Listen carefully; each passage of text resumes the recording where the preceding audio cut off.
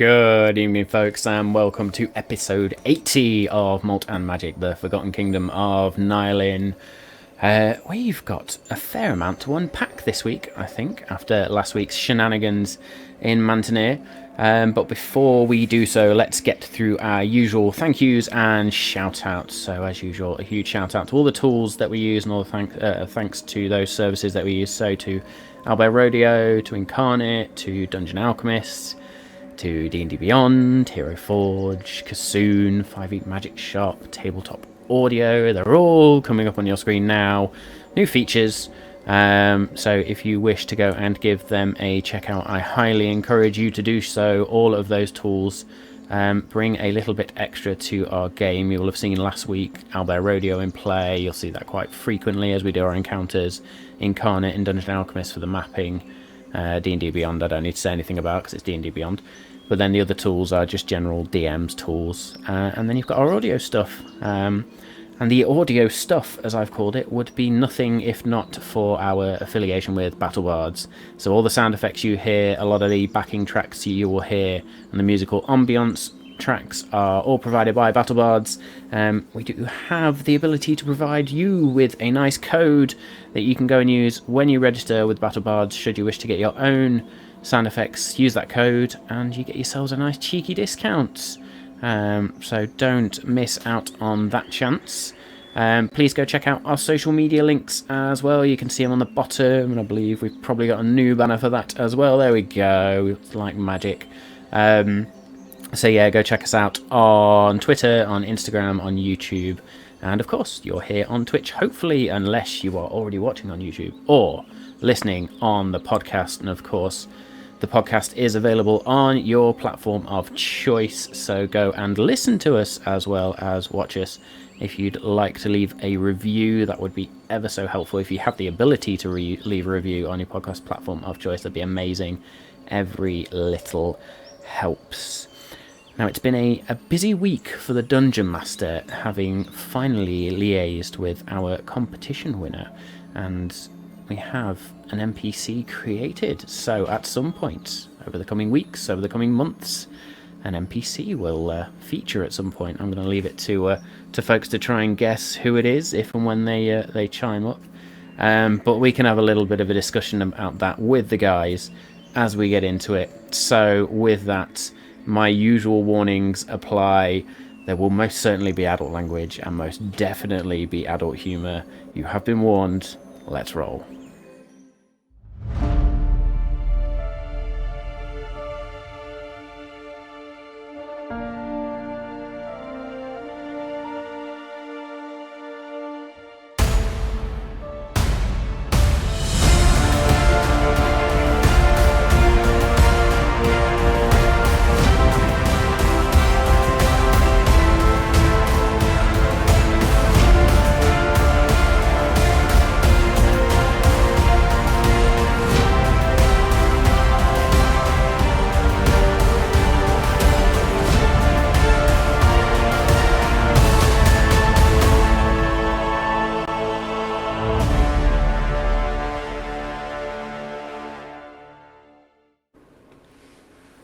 Heyo. So we are a man down briefly. I'm just going to suspect every NPC has been out to hurt us now, because I'm assuming a horrible NPC has been created. It's not going to be a nice guy who's going to give us bread and soup, is it? Oh, I don't know. It could be a real saviour on our part. We may need it. Could well be. It's very, very interesting, is all I'm going to say. Like, really interesting. We're going to get a new buff for it. The winners put together. It's a little bit on the weird side, but a little bit on the awesome side. So I basically and will it have a process? Go on. I was going to say, will it have a Hero Forge mini for when we have finally solved the mystery of who it is? We can then. It's probably already got one. Of course. Yeah. We'll definitely be doing that. But no, the process we went through was literally, I said to the winner, like, here's the map. Pick a location that you want this person to hail from. Gave them a little bit of information around each location. So they picked their location, which was amazing. Like, just the location they picked was fantastic. That's my guess. And So, following on from the lore I'd given them around that area, they then were just like, okay, well, I want to create this type of character. So, this race, this class, and we've given them a level. They've got a full character sheet. So, yeah, it's going to be fun. Not necessarily. Not every NPC is an enemy. Have you met Ander? Fair. Just knock that camera down a touch. There we go. So yeah, it will be. I just got to figure out when to drop them in, really, and when you get sort of close enough for them to be dropped in, or where we need to be for them to drop in. All sorts of things. Let's hope they haven't picked a place that they hail from that we are never going to visit. I mean, you're not far off having visited the whole of the map at this point. So we're not that far off, and to be honest, this is sort of like the tour of Nylin for us now. We're like, oh, we haven't been there yet. Yeah. I'm sure some wild magic event can always send us there if we're totally belligerent. Yeah. That's true. Gotta love a bit of wild magic. Please tell me they're at Wrathstrike. Oh, it's a Warforged made out of Wrathstrike. Oh, I want that in my life. Oh, that's campaign 2 sorted. Who's to say Warforged aren't made out of Wrathstrike? Oh. Nobody knows what Wrathstrike is. That's very true. Excellent. Danny, you were saying just beforehand, I know we'll go into our characters and so on and so forth, but obviously you were just discussing what we're going to be doing, so it's going to be very, very interesting, I'm sure. Or where we were at. What, escaping Mantenir? That's the badger. It is the badger. And almost as if it was perfectly timed. Suspense. Yeah, the suspense is killing me too. Spoiler alert, some mouse here. Yeah. Yeah, exactly. We're all sat looking at him, but... Press the wrong button, I'm just like... And it's so good. Oh yeah, there we go. Hey! Hey! Full roster. There we Dave go. almost turned on Fantastic. toilet camp. Oh no. I need to switch the stream off again. Don't do that. Don't do that. And now everybody's here, let's run down the lineup, shall we? So, hello everyone. I am Matt. I am the Dungeon Master. I also play the psychic character of Bothrid, and every NPC you may well see, including, potentially, our new one. Oh, what if it's today? And he just chucks it straight in. It's a buyer's wife. I am Danny, and I play Ander Splinterthorn, the soon-to-be King of Nylin. Well, I say soon. It'll probably be another 20 episodes. Let's not fuck about. Hello, I am Simo. I play Kirit Gravetusk. I am going to be in and out because I haven't had dinner yet, so you might see me eat at some point because apparently humans need to do that, so who knows. Not a problem at all. So, with that done, with discussions of NPC characters I forgot Dave. Did we forget Dave? I thought we were done. Yeah, I haven't said Dave. I'm not playing. I'm just here. Even Dave was just like... I was fully on board. I was thinking about the NPC. Yeah. Hi, I'm Dave. I play Dargon, the Goliath Fighter Warlock. We'll just skip over that fact that we completely, including myself, forgot about Dargon. We're very professional today, guys. Oh, dear. Oh, dear. Here we go, then. Right. With that done, with our discussions of NPC characters done, that's how distracting that conversation was. Amazing. Last week, then, we started in a buyer's house and tried to bleed him of information, got pretty much nowhere in understanding anything. However, he did provide a way in, or at least some information to go and sort of follow or investigate. So you headed over to the temple in the centre of Mantenir, sort of creeping around the market district and then creeping along the fence line, and it was at this moment that Kirik decided to cast Locate Object and discovered that actually it was not the temple you needed, but the crypt just beyond the fence line you were currently hidden by. So you snuck in, managed to break through or unlock a very creaky door, And then, having sent the guards on their way and distracted them, and managed to slip in unnoticed, which is one of Evandra's favourite phrases, I think. That's because Made your way down. Penis. That's canon.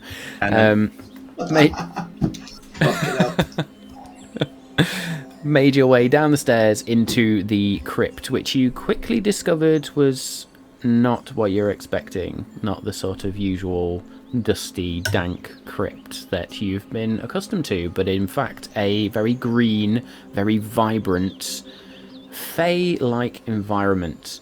Had an encounter with a pixie and had to answer a riddle, which was rather fun, to unlock the door. And then unlocking the door, you found another guardian, as such, a Leshen, which you defeated rather swiftly with a swift 98 points of damage to kill the fucking thing, which still smarts to this day. I'm not sure I'm going to get over that one. And following from that, you then found a very small entrance into the next part of the crypt, which you had to crawl through. Two of you managing to sort of get pricked on the way through, or get injected with a barb, so to speak.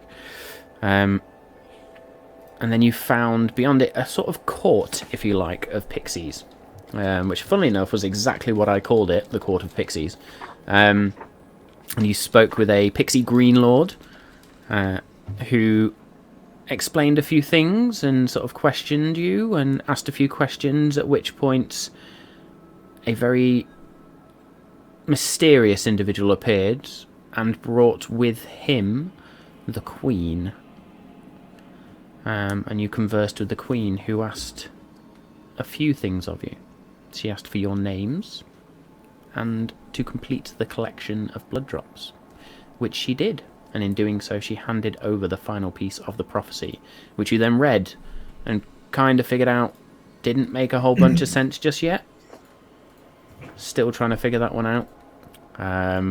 But you were granted your exit as well, as the entrance sort of enlarged to normal human or humanoid size.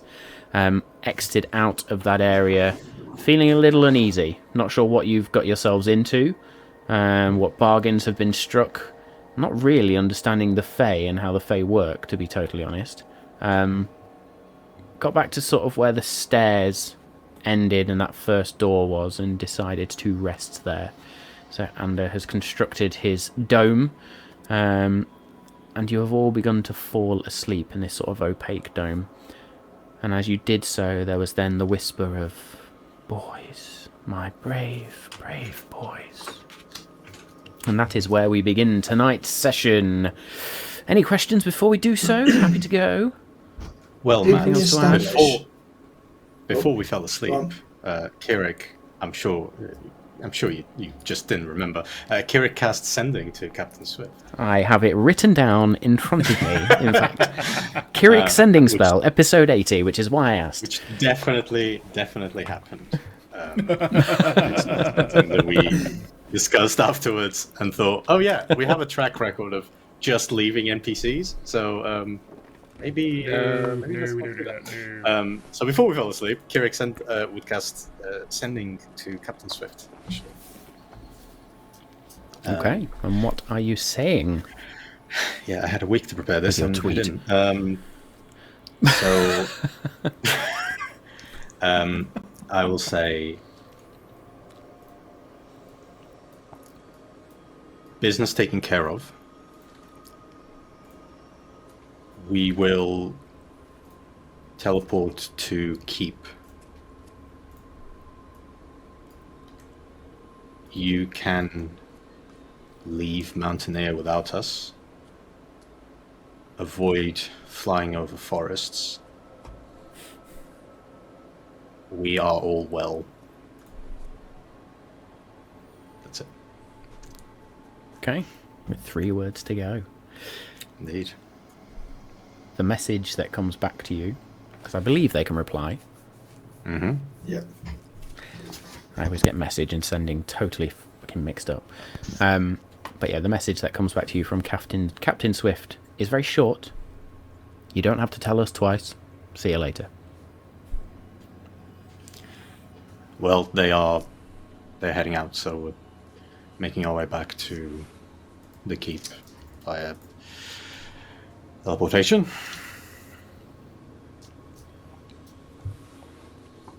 So, the voice saying "brave boys," do we recognise the voice?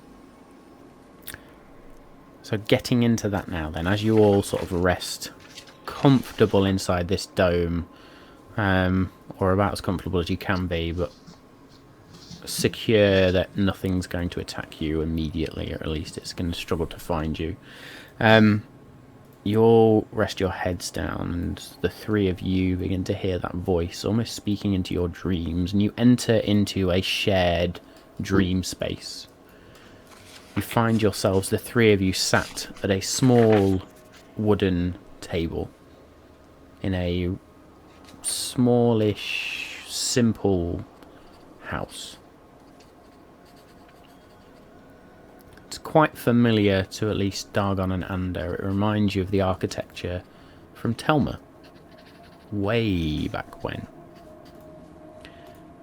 And opposite you is sat a very short, very wizened looking gnome, female gnome, with this long greyish hair, sort of big old ears, quite a broad nose, but still quite a pretty face, despite her age, despite her shortness and sort of whatever you want to call it, gnomishness, I suppose is the term. Very pretty for a gnome. And she looks at you now, and she's sort of got a cup in front of her. But you also notice what looks like almost like a set of bones, maybe, in front of the cup. And she looks up at you, and you can see the eyes are white, pure white. There is no iris, no pupil, just the purest of white. Well done, boys. I wondered how long it would take you. But it seems you are on the precipice now. I take it you intentionally made it hard? I had to. There's still so much you don't know, you don't understand. What's the power in the prophecy? I don't get it. Surely no one else can use this. I was expecting something splendiferous to happen once we'd got the fourth part, to be honest, but it was a bit of an anticlimax, I must admit. It was the point, boys. It was critical. You see, the vision I had was not of how to fix Nihilin. The vision I had was of you boys, with the prophecy complete. And I knew then that all I had to do was get you here. So you didn't see how to, you saw the tools to do so. There are things at work in Nihilin beyond any of our control. But there is something about you three in particular. There is a convergence of sorts. Regardless of what's happened before or what may happen after, it all coalesces around this point right here. You three reading the prophecy. One I knew I must fabricate and impregnate with parts of my spirit so that we could have this conversation right here, right now. Seeing you three was my last vision. I knew my death would follow soon after. Hopefully by now you have at least some semblance of the true enemy that faces you. She looks at the three of you questioningly. Yeah. Enemies plural, I think. Kind of, but no. There is always one pulling the strings. He's charming, and he is slippery. Not just any demon, Dargon. The problem is now we are here. He knows what I knew then. One can only alter the memory of a god for so long after all. I was weak. I told him at the time what must be done to claim the power of Nylin before I truly understood what was going on and who he was. You see, Nylin is a convergence in itself. There are 4 arcane veins that exist in this world. Fucking furious scribbling. Anyway, they are not just simple veins in the weave, however. They are the long, dormant souls of 4 great primordials. 4 primordials who formed this world. They are the power that runs through Nylin.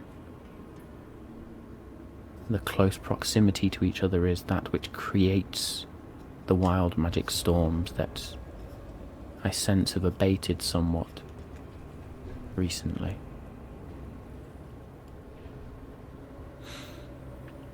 There's no way to save Nylin without dealing with these souls. Not forever. Not for good. Are they holding it here? And is that the bad thing? No, it is still the wish that holds it here. And that will fail in time. And the war over the veins will begin again. Are these 4 dormant souls also known collectively as, the Source?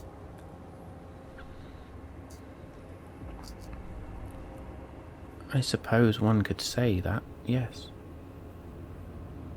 Because if that's so, there's only 3 left. Oh wait, Andrew, was that thing up in the north? In the south. What? In the house. Yeah, but... Oh, you're thinking the Soul Forge? Yeah. Was that not what we were thinking? I was thinking of that one in the north. I was thinking the Source that I destroyed and then... Shiver Spire is the location of one of the veins. It is true. Oh. Yeah. We somehow, what? How would you say it? Say it free? Then you have not destroyed it, but claimed it? Yes, Look I'm at very the first one. sensitive about you now. Well, he was we had to destroy him to set him free, I would say. A little bit of column A, a little bit of column B. Do you know where the other 3 are? You have already been shown this.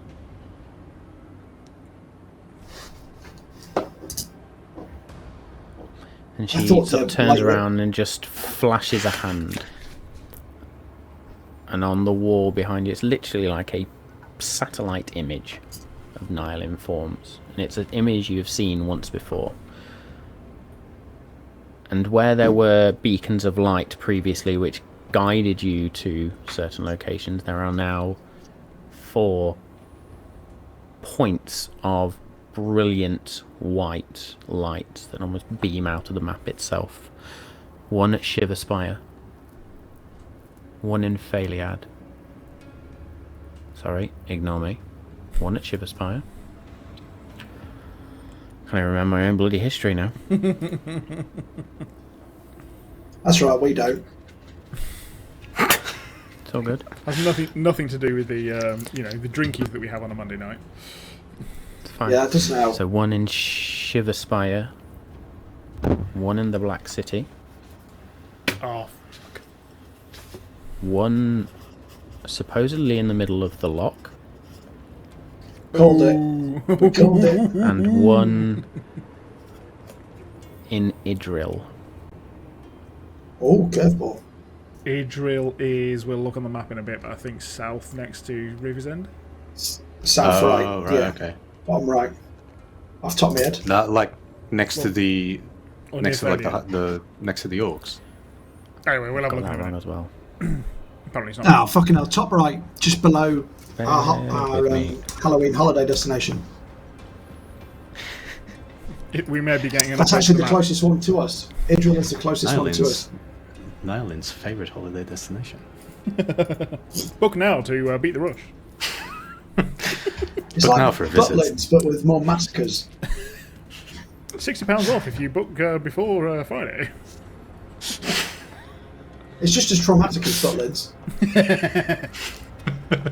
I was right the first time, sorry. It was Phaliad. There's one in Not the Black Phaliad, City. one in Shiverspire, one in the Black City, and one in the middle of the lock. Idril Oh, is so in my not Idril. mind for a totally different reason. That's where the NPC is. It's not.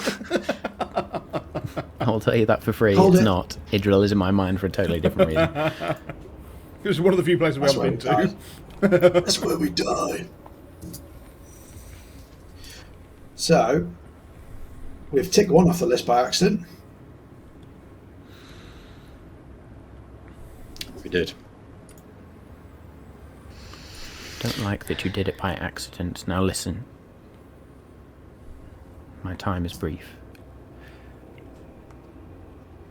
You skated by, I think, with this first, but there is great danger now. It's a race against time, somewhat, between you and him.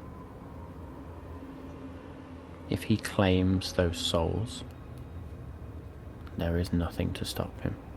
He has won already. And you Claims know the this. souls. What? The souls. Is that what we're supposed to The do? primordials. Claim them, free them, destroy them. That is your decision to make. If you He- wish to truly destroy them, you are going to need the help of the 12. He's got one. Or we've got one. I'm confused. He's got one. He has sat upon that throne for far too long not to have one. Shite. So, does that mean the one we destroyed, he actually got? No. Black City. He has the one in Black City. Oh, I'm with you. We're- Fucking hell. If I understand I'll catch up in a correctly, minute. Up under. we're Oh, even. my brain's on dial-up. We're even at the moment. We've got to get ahead.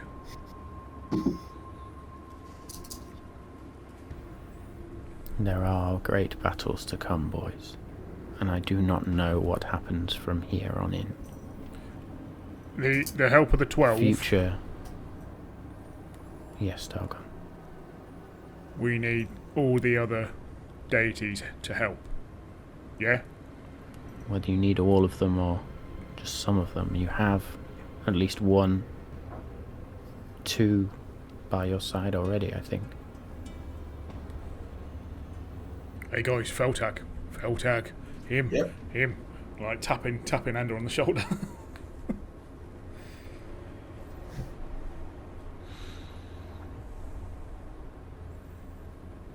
This is it now, boys. The end of my journey. The end of my assistance. You're on your own from here. But I am so proud of you for how far you have come. The prophecy was to give you time to build your strength. Now build it further. Your decisions will shape Nylin for the foreseeable future, and maybe the whole of Ariadale when it returns. No pressure then. And get out a cigar.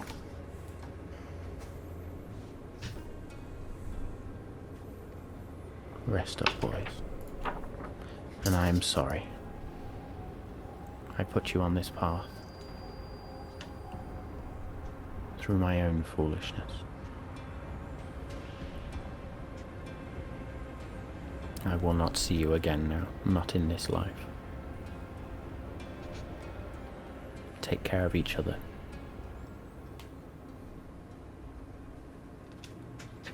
Now wake up. And with that, the vision itself is going to fade, and all three of you will wake up now, slowly, fully rested, but aware of the gravity of the situation you now find yourselves in.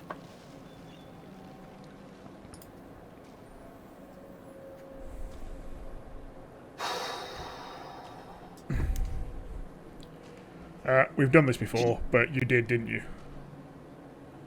Yeah. Bollocks. You know what? Okay. Shall we recap? What did that mean? Apart from the fact that we're royally fucked, yes. I think I know why Moonbright was such a target. It was the city of Cord, and if we need the help from the 12, he's ruled one of them out. I was thinking that too. But although some people we're escape. in a temple right now. Do we need to enlist the help of whoever the champion of, what is it? Siren? Did you say, Targon? It's the no. Everlight. Thank you. I thought you said you weren't going to speak to us again, Seer, but thanks for that. I knew I under a different name, but yeah, I think it's the Everlight. So, If I can remember what Dargon used to maybe we need to stay in Mantenir then, rather than escape. Do we need to enlist the help of the 12, or do we go? It's a race, isn't it? Lock Esme at Phaliad to get the other two before we then try and rope other people into our mess. Well, I was thinking that the Phaliad,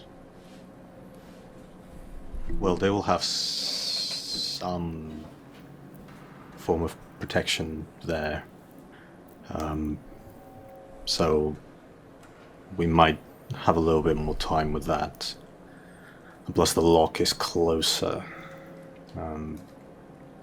But going to the lock means we might encounter him quicker. Yeah. But I think Phaliad might be the bigger target, or the more obvious target, because of everyone who's escaped there, and he's sweeping that way, aren't they, his forces. If they've just taken River's End, Phaliad's their next stop. So if we get to, do we need to then get to Phaliad to stop him if he's sweeping that way, or bet on Phaliad to stop him, or hold him back enough for us to do lock Esamir first? Oh, this is a heavy talk over Brefford. Bofford, you must be so confused. And then I will fill Bofford in. Sorry. I was not paying attention, sorry. It's for the We best. often talk of complicated things. You go back to your knitting. Matt. Simmer. How long has it been since Dargon and Kirik died? Oh, how long has it been since Dargon and Kirik died? That was just after Phaliad the first time round. Mm-hmm. That was during Phaliad the first time. Yeah. Probably been months, if anything. I was going to say 2 months, yeah. Okay. Over 20 episodes ago. Yeah, it's more than that. It's like 40-ish episodes ago, I think.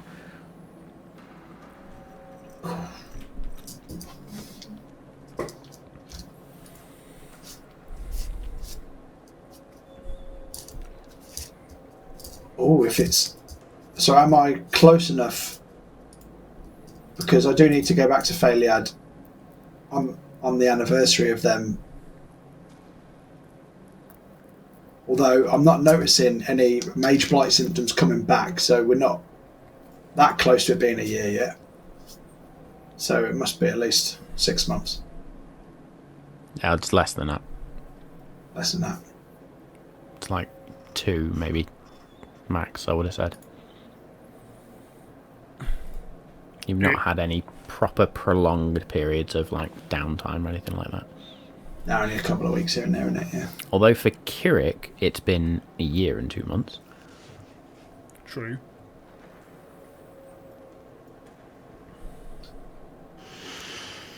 Having not quite followed this conversation, Dargon's then going to pipe up. It kind of does feel a little of a shame to leave the Temple of Ray. I did have a temple like this in my village. It was our thing to protect it. One of the reasons why I left, because I failed. But that's why I was a little hesitant to come in, because brought back memories. But maybe we've just got to try. So, do you think... We're obviously in the crypt right now. We need to get into the main temple. It might even have an artifact in here. One of the artifacts.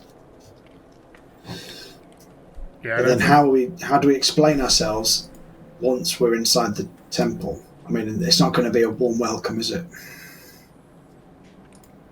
I mean, how about the truth? That's just crazy enough to work. I mean... To be fair, though, we've got to the point now, we've got the prophecy, we know what we need to do. Asmodeus, however you want to pronounce it, he knows what needs to happen. Everybody knows what the game is, what the ultimate goal is. There's no point pussyfooting around it now, I suppose. We're on the home stretch. Yeah, so you're right. We've just got to be blunt, I suppose. Kirik, what do you know about this Asmodeus? Is it general knowledge of him being a shitstorm of badness? Well, I know he's the ruler of the Hells, father of demons, and yeah, I don't know what his plan is currently. I suppose that's not really a problem. It's more if we tell the general population and people like them upstairs, and I don't mean gods, I mean literally upstairs, are they going to see the gravity of the situation?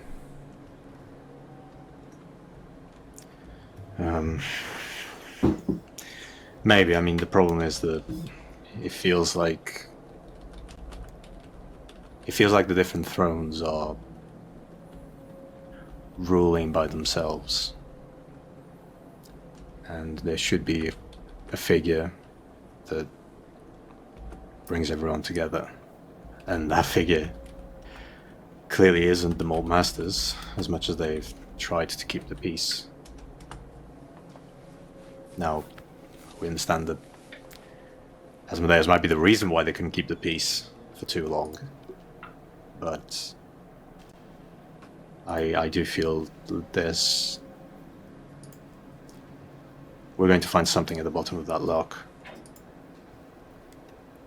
We know we are now, but we might find something that brings the Splinter Thorn family finally up to unite people. Yes. I think we could... I don't want to speak too confidently, but I think we can get Phaliad on side. We've got Kalentawag on side. Technically the people of Greenflower, they might not be ready to fight, but Mantenir is probably the strongest place remaining that we haven't allied ourselves with yet.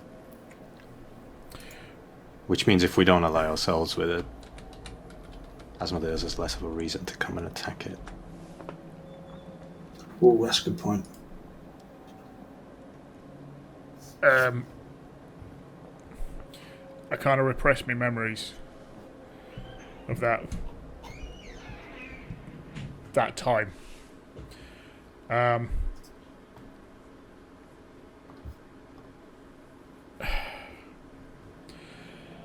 The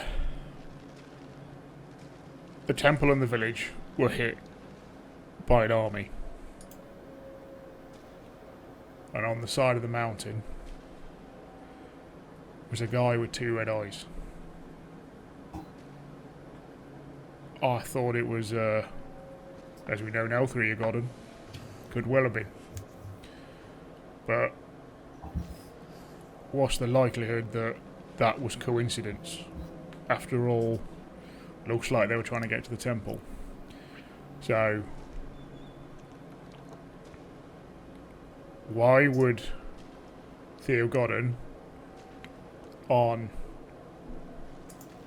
the Demon King's orders, go to that temple? Was he just on a crusade, or did he already get something? I'm just... Why here? Why now? Was he searching for an artifact then? One of the artifacts, and he was just going from Temple of Ray to Temple of Ray looking for it. That feels That's like... why Mantenir is shut down. That feels like a question for Theo Gordon. Yeah, well, we killed him, so tough luck on that one. Well, You could ask him. I can see it in your eyes. Don't you could. dare. No. I'm not going to bring him back. Good. Not completely, anyway. I mean, we've done crazier things before lunch. Yeah, probably. Look, I'm just interested. You know, we're one of the prophecies is under a 7 or 8 temple, and I was guarding one. Forgive me for making a random link there where none may be.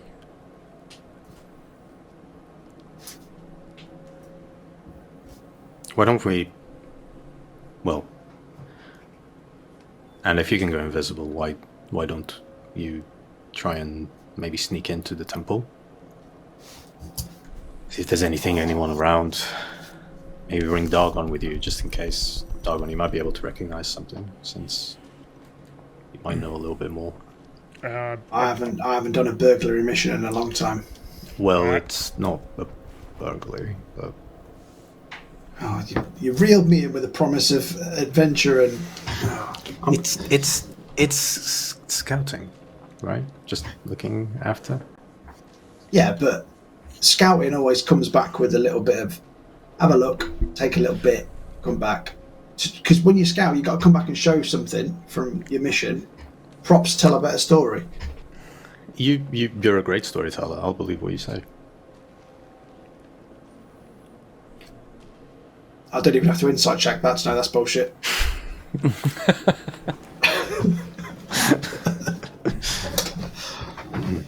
But yeah, I'm up for Mission Invisible. I'm a little uncomfortable going in there invisible, but give it a go. I'm kind of one for just going in and saying, sorry, but this is why we did it. Do you want to do that whilst I being visible? Because you've got credibility for being there. I probably haven't, and then I can still have a snoot around. I mean, yeah. Or would you rather go in? But what if, not saying that you're not the best burglar in the world or anything, if you get caught, we're trying to give the impression of honesty and that you're worthy heir to Nylin, and you are sneaking in to nick their valuables. See, this is why you're going to be on the council, Dargon, when I take the throne. Solid advice like that. I'm just trying to see it from everyone else's point of view now that we know how important it is to just get people on our side. I don't think sneaking's any good. He says after sneaking in here, but, can't take it back now. Okay. Unless we can pop out and then... I don't know, I just don't think we're going to get through that gate. If we come in all, we'd like to speak to you, we're going to be behind the red rope and all that lot. So, I think just being honest and go, we're here, but can we have a chat? Yeah, and I think, actually, if we go in, ask for forgiveness for actually getting to this point, but we wouldn't actually get to them if we went in from the front door. So at least by the time the guards get here, we could get some words out that might make them let us stay. I will even surrender my swords if I have to. Ooh. I'll hide my dagger. Temporarily, Yeah. mind you. And I'll probably put... Where will you hide dagger? I can make it appear as something else. It's one of the properties of the dagger that I haven't had to use yet. Oh. Thought you might stick up ours.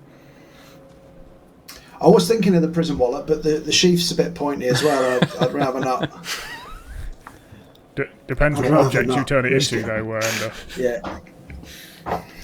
Unless in that big jug you've got, Kirik, there's lube in there. I've only seen mayonnaise. Not quite. Well, there's oil and mayonnaise, but I'm not sure. Oh, oil. It's not flammable oil though, is it? It's not like baby oil, is it? It's like paraffin. Almost definitely flammable oil. Yeah. I'll just hide it in my cloak, Buthred. I'm not making that mistake again. Gave us a jug of oil, a sword that changes into anything you like, and then gave it to Under. I mean, what do you expect? I mean, if you guys want to, I don't know how you'd know if it all goes wrong, but you could stay here, or Ander, you keep out of sight enough to know if it's going bad and get the hell out of here. I don't know. By the way, I'm not going to go in there if you guys don't agree. I'm just saying that's my views. I think, no offence, Kirik, but you're clearly a servant of the Raven Queen. I think they'll suss that. I don't think that will go down well. That's fair. Dargon, you've got a credibility in the sense that you used to protect one of these temples. That's a good inroads into gaining some trust. My surname might help, it might hinder. I don't know what sort of relationship would have been had centuries ago, and memories live long, don't they? So we can try. Well, I think the last 7 times that we went in and you kept saying that you're the heir to Nylin, it hasn't gone down there very well, so maybe we'll keep that one on the down low until we've actually found somewhere you can officially take as a seat. Yeah, that's true. I don't mean the tavern. We'll go for the let's rally against Asmodeus, we're all in this together type ploy then. Yeah. If they ask, who's going to lead them, maybe we'll tell them. But till then, we just rally together as a community. Are you guys willing to come with, or am I going solo? Happy either way.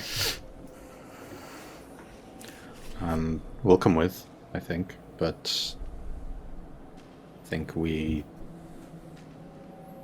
probably use we're going to try to bring people together. We might as well just get all the help we can get. And I'm going to grab onto my holy symbol, kind of focus on both Ander and Dargon, and I'm going to cast 2nd level enhance ability. Ooh. 3rd level, sorry. And I will give both of yous for the next hour the Eagle's Splendor, which means you have advantage on your charisma checks. Hey. Damn straight. By the way, did we take a long rest? Yep. Yes, very much so. That's cool. No, it's just cool. Just checking. Well, I'm So sorry. is that sorry straight if it lands us charisma in checks the, or any check that is charisma? Any charisma checks. Oh, I am fucking unstoppable. Let's get in that temple. Have an hour. modest too, clearly. Okay. I will grab Timiel's Wrath and be like, you're staying as close to my side as possible, but I'm going to put you in the bag for now. And going to pop the sword in the bag of holding. And the But wait. scabbard for it, so that it's not like, where's your sword? I suppose I'm just going to double check what other weapons I've got on me, because I don't have that many. So in doing so, because you have... No, ignore me. It's still on your person, it's not like you've given it away. Trying to see what other ones I've actually got on me. I don't think I've got any more, because I've either thrown them away or sold them. So the last one went... The last two, because both bloody daggers went as well. oh yeah, I forgot about that. I was like yeah. a 3... Yeah. Yeah. I lost all of them. Yeah. A triple fail. Triple fuck up. Yeah. Okay. I mean, that. I'm weaponless. I have a shield and my fists. You have those guns, though. Sorry, I can literally just think of what's his name in Mission Impossible, where he reloads his arms. Henry Cavill. Yeah. That's the one, Henry Cavill. I love it when someone put the reload symbol like a sound effect when he went. Yeah. That's brilliant. Right. Anyway. God, I love it. Cool. Who doesn't love Henry Cavill either? Let's not go down that route anyway. That's almost as asking me, out of your choice of like 3 actresses and Ryan Reynolds, who's the most attractive and why is it Ryan Reynolds? Yeah.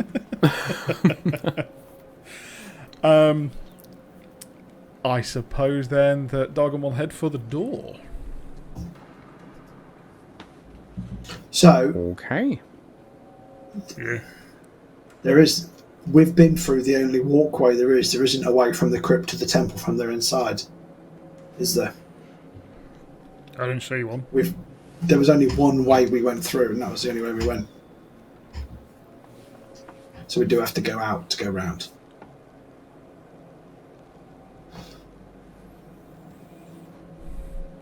I believe so. Plus, again, that kind of sneaking vibe. Prefer the front door to the temple, even though we've skipped the front door of the city. My only worry is, it's daylight. As soon as we walk out that door, if we're spotted, we might not even make it to the temple. A guard's going to point a sword or spear at us, and we'll go, not here to hurt anyone. We'd just like to get to the temple and speak to whoever's in charge. And I will probably fumble my words and probably use a couple of swear words, but it's fine. I'll just use suggestion on him and get him to take us to the temple leader. How about you only do that if it's going real badly? Pretty sure you can talk your way out of this. Yeah. You know, I'm feeling mighty spry at the moment, I think you. Unless I disguise myself as one of the guards and escort you. Well, it's your choice. Sorry, I can't help myself with honesty. We're going for honesty. Yeah, that's the one. That's the one. Usually I've got so many ideas. Okay. Let's go first, otherwise I'll do something stupid. Well, right behind me, because I'm sure I'm about to do something very stupid. Hey. Okay then, boys. What's the plan? Kirik, have you talked to Captain Swift? Yes, I sent a message before to tell her that we're going straight home, and now we're not. Yeah, that one. Yep. Cool. Well, we will be going home. Glad we just U-turn. We'll go right after. Oh, yeah, right after they arrest us. We'll teleport there before she gets there on the ship. Alright, fingers crossed. Dargon opens the door. Okay, so you head up the stairs and as sunlight just floods in and blinds you for a moment, and it's quiet-ish for that briefest of moments as sort of your senses attune, and then you start to hear the hustle and bustle of a very busy city. You can hear the market now active with shouts of fresh fish, fresh fish. He's here, we found him. And other people shouting for their way, get your veggies, get your veggies. And more shout, gems galore, gems, get your gems, precious gems. The marketplace is busy. I didn't realise Mantenir had a vajazzle shop. You also hear the shouts and the marching of guards, and it's in that moment that you hear 3 guards shout, "You 3! Halt! Stay where you are!" Halting. Not going anywhere. Bothrid's sort of just in the doorway. Did he say 3? Do I stay down here? Turn into an animal or something. Right on.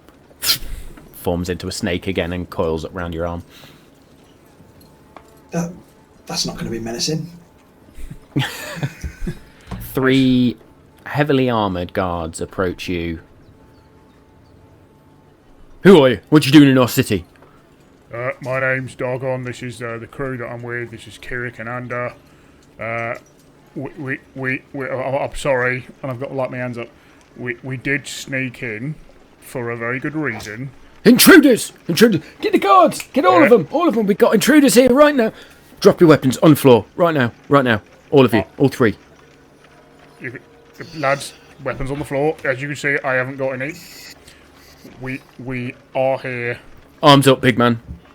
Arms up. They're up. Yeah, I got them up. And he's just gonna sort of then look and go, just pat you around the kilt. And around the boots. And just step back. Alright, you, weapons down. You as well, weapons down. I'll put me bow and arrow down. But the dagger will look like just an instrument, if I can do that. Okay. A flute. Oh, it's Bring a cage for the snake. Ways. So it's up to you, Matt. I can only alter its appearance in minor ways. I will say you turn it into a pen or a quill. Yeah, I'll do. A whole squadron of guards now run up. Clap them all in irons. Pull the weapons in the lockbox. I'm not quite snake sure goes in the that's cage. necessary. It is, Anda. It's fine. We are intruders here. It's okay. But we're not intruders. The only reason we snuck in was for our own safety. Have you seen what's happening outside of your walls? Why do you think the walls are closed? Don't trust anyone. Now I suggest you stop talking. Snake in a cage. We would like to speak to someone in charge. Well, you'll speak to someone in charge, alright. Lovely. Cheers. How about their minds, then? Cool, and they do sort of clap some manacles around the 3 of you. Bothrid in snake form gets sort of ushered into this cage and sort of sits there. Its head lifts up towards you, Dargon, momentarily, and then drops back down. The 3 of you are led around the temple and towards what looks like maybe the front gate-ish of Mantenir, but you see this actual gate it's a huge sort of tower of a building. It is a proper guard house, but it is big. It is at least a quarter of the size of the temple itself. you are led inside, and then rather than going back out the front door, you are led into a side room and then out into daylight once more, where you see tents and small sort of wooden buildings that look very much like barracks. There are guards training here and drilling in sort of military drill and military regimen, so to speak. You are led to the far, far corner of this area, very muddy area, to what is quite clearly a jailhouse. You are led downstairs, and the three of you are thrown into a cell, which is then clink, locked. You three stay here. We'll be sending the captain down shortly. Let's get your story straight. Intruders have met with, swift punishment around here. What's Who's next? What's the captain's name, if I may ask? It's up to him to tell you. Enjoy your company. He won't be around for long. And you notice all your weapons are sort of bundled into a chest. Bothrid the snake is placed onto a table and just left there in the cage. And the cell you are in is not empty. Besides the three of you is a vaguely familiar individual that you recall from many, many months ago. In fact, the last time you saw them, you had some sort of an encounter with a horseman afterwards. There's a male villager with sort of brunette shoulder-length hair, if you like, brown shoulder-length hair, dark eyes, and strange sort of leathers and furs. Sits cross-legged with just a straw in the mouth, just chewing on it. Well, fancy seeing you here. Been a long time since Eastvale. What are you doing in here? Yeah. Well, I was on the hunt. Fell short of some guards just outside. Still. But you didn't think you'd see me again. As he steps now into what light there is, and you see the face of one Danforth Eaglecrest, who, if I remember rightly, conversed with Kirik?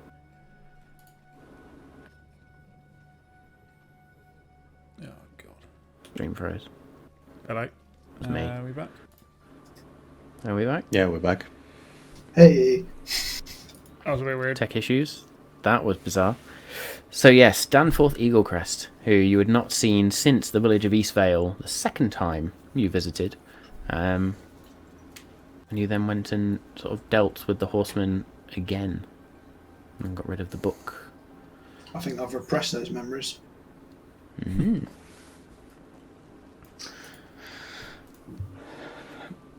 Well, are you still getting people's sisters killed these days? Oh, now I remember. No, we're just trying to save the world. I'm going to turn to my friends and say this didn't go according to plan. He's fine. We'll speak to the captain, and then we'll ask if we can speak to someone higher up. How do we know when it's going bad enough for me to use my magic? When I tear myself out of these handcuffs. How about that? Deal.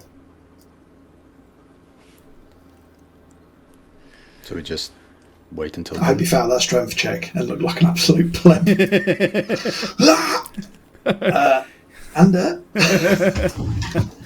That was the signal. I'll just fucking sit here then, shall I? Oh, fuck you lot. I mean, I don't think you're going to add to our credibility. Fair. You could at least help a man out. Like, they're threatening to kill me just for being outside their walls. Doesn't sound very fair. No. No, not really. But then they're all a bit nervous around here. Apparently some shit's been happening down south, but last up to the north. Yeah. I could turn you invisible if you want. Might get me out. Let's see. If it looks like you lot are getting out, do us a favour. Yeah. I mean, if push comes to shove, I'll just create a vast cloud of fog and we can all escape it. I've seen people do it before. It works quite well. Have you still got any Sure. connections with anyone in Eastvale? Or are you Eastvale? ousted? Oh, no. It's just, well, I've not been home in a while. Had to get back to the job. If we did help you out and get you out of here, would you be able to get over to Eastvale and pass them on a message? Suppose there's no place like home, especially if the world is getting into a shit state, and it sounds from what you're saying that it is. Yeah. I thought Eastvale were trying to gain entry into Mantenir and they weren't allowed. I thought they'd fled Eastvale. Oh shit, I guess they followed me. Fucking idiots. When you said you're on the job, what were you hunting this time? Oh, this time, well, I just finished hunting giant up north, and I was coming south. There's rumoured of all sorts of, well, now this sounds a bit stupid, but somebody said, like, creature of the night, and called it a vampire. Not heard of them much, but I don't believe it. Yeah, We've yeah. killed a few ourselves. It's true. 100%. You've killed a few. Yeah. Fucking hell. Well, we need to step up our game. I think we killed 3 so far. 3. You must be pretty fucking good hunters yourselves. We're doing alright. We get lucky.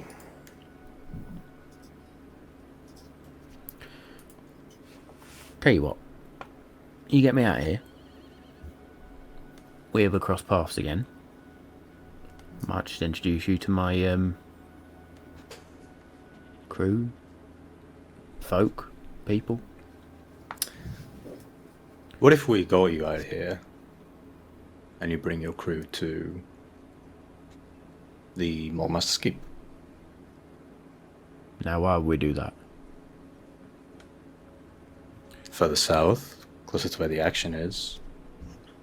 And You promising there's some a big very game? good, there's a very the- good shop in there.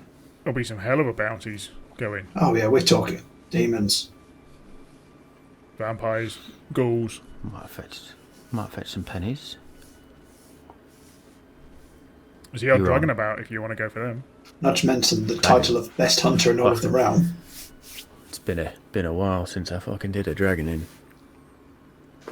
I mean, if you don't want to, then there's some wyverns if you don't think they're Oh dragons up no, your sword. I'm quite happy to take on a dragon. Insight check. Yep.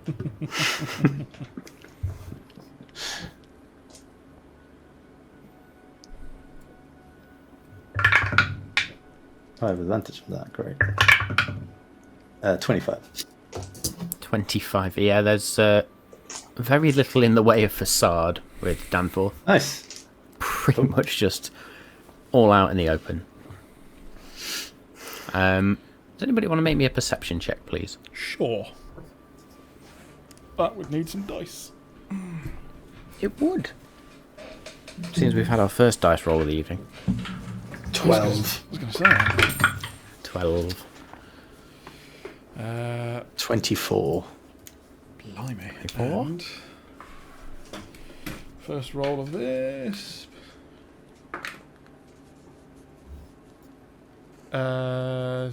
23. Okay. Dardon and Kirik, you would now sort of looking at Danforth notice that on this strange arrangement of sort of leathers and furs underneath sort of a third pauldron, if you like, there is a symbol of a clawed and furred hand. Do we recognize what that symbol is? Make me a history check, please. I will get I'm just in on imagining the hunter from Spider-Man. Do you remember that guy? Can't remember his Craven the proper name now. There we go. Craven the Hunter. that. Oh, rubbish. 8. 13. 13. Nope. Great. Do we hear any sign that people might start be coming in? Or? You can sort of hear shuffling about, but at the minute it doesn't sound like there's any great urgency from anyone to come downstairs and speak to you. Can I do that cool thing that heroes do in action movies where I actually pick my handcuffs open, but I still keep my hands, so it looks like I'm in handcuffs, but I'm actually free? How? I surrendered my weapons, but not my thieves' tools. Fair. Oh, how am I going to get them out of my bag? They can get into your bag, alright, can't you? Oh, they've got your bag. Any bags would have been removed. Yeah, lovely. Bags and armor. Bags and weapons. So they got my bag of holding? Have I lost all my stuff? Again. What? God damn it! So for now, you have basically just got what you are wearing, and that is it. And the quill. I've technically still got me weapon. Have they took me knife? If that was hidden in your robes or in your sort of arraignments, then no. They would not have taken I it. could I'll let you have technically cast enlarge on the handcuffs to make them big so my hands just come out. That's a waste of a spell slot, isn't it? I've not got as many as Kiri. Alright, I'll leave it. Okay, Kiri. Okay. Can you message anyone? Should be able to. I was just thinking if you would be able to maybe get in touch with someone in the city saying that, you know, on behalf of those people who are currently in the prison, we'd like to speak with them. You know, kind of thing. I need to know the person that I'm contacting. That's a hammer in the works, those. Oh, well. How tall is this room that we're in? Probably about 7 foot, 8 foot tall. It's not a massively large ceiling. Is Bothrid within eyesight? You can see him on the table. He's just sort of laid there. Bothrid could let us out. Can I reach the cage that he's in through the bars that we are in? Nope.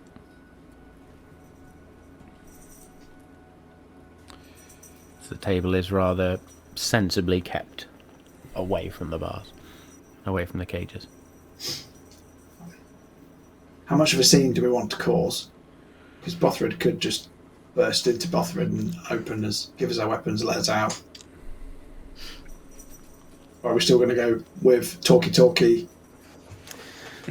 I mean, if we want to be out, we could just be out. But Well, yeah, that's what I was wondering. Do we wait half an hour?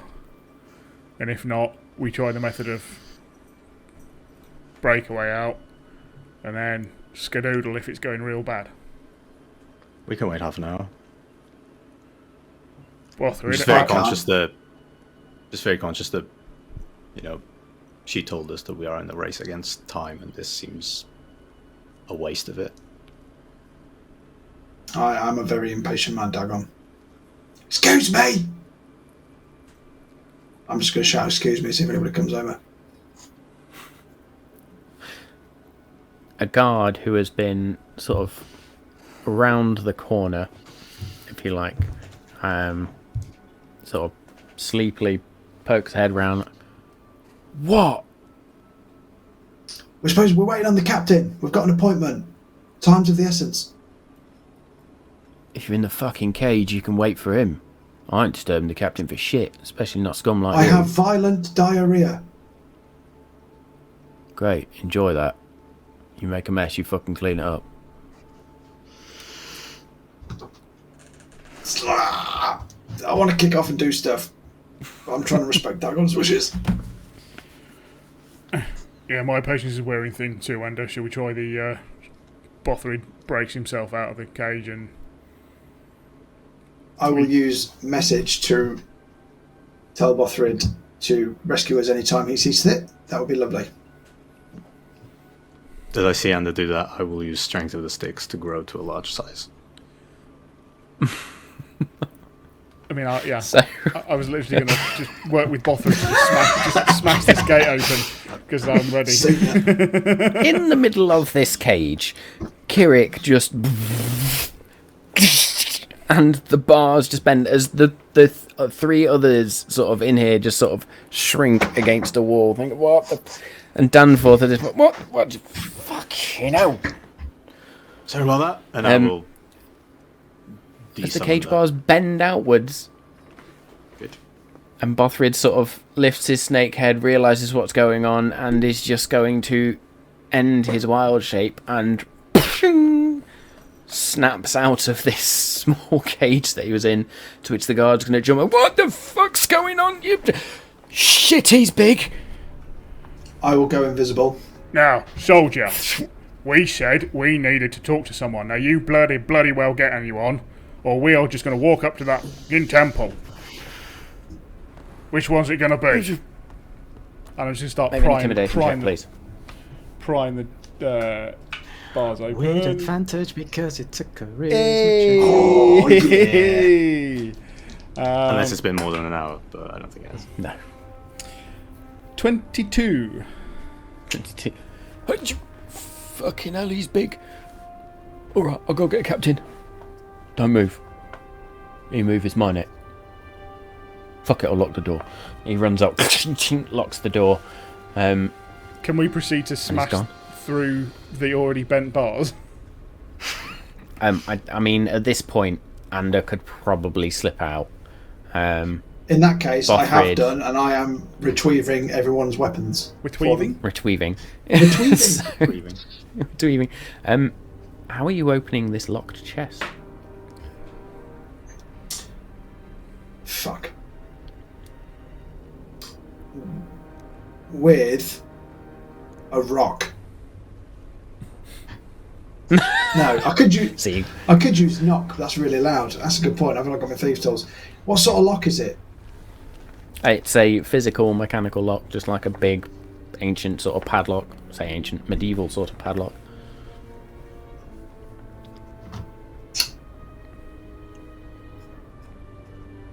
It's a very good point. And it's in a wooden box.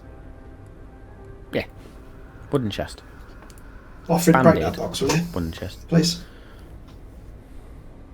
He'll hear all of a sudden beside his head. Oh, okay. Bothrid's just going to attempt to smack the box. Yeah. I don't have my hand. As I just tap him on the back with the giant hand. Actually, Kirik, can't you just go... I could, potentially. Yeah. I mean, Kirik is sort of properly hunched over at this point. I will carry the box back to the cage then, and let the people with strength do it. But I'll happily help Kirik in any way. I already have advantage. I mean... That's fine, you don't need the help. Bothrid has sort of pulled a vicious great club out of his bag, and he's just about to strength. So. Oh, okay. Right, Bothrid. Oh yeah, of course, he's got all his weapons because he was in wild shape. Carry on, Bothrid. So As you were, Bothrid. Well, try and hit that. Theatre of the mind, we That's forget the fact that he has all that. 26 to hit, as he just lifts this vicious great club up and aims for the lock. Kindling. That's 11 points of damage, and as the vicious great club just straight down onto this mechanical lock, it just snaps open. And Bothrid's just going to sort of flick the lid up. Ooh, look, goodies. Oh, wait. No, this is your stuff. I'll get my stuff on, and then I'll take everyone's stuff back to them. So you'll just see some floating weapons coming towards you. Oh, Well, as you take hold of them, they would also disappear. Touché. I will. So you reduce my rearm size yourselves. Yeah, and I take Timur's Wrath straight back out and rearm. Kirik shrinks back down. Danforth sort of sneaks his way out and walks over and leans into the chest and is then going to retrieve a longbow and 2 short swords. Is then just going to sit and put his feet up on the desk. Well, this is going to be fucking interesting. As then there is the sound of running boots that come down the stairs and the door is thrown open and 4 guards swarm in, and then there is a slower, deliberate walk down the steps. Footsteps land. Settle down, gentlemen, settle down. Might I think you're the captain?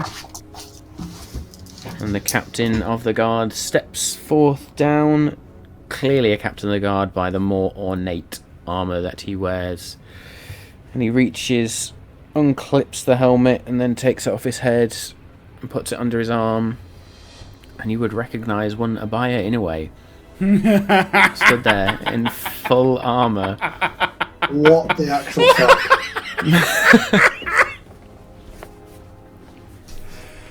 What a cover story.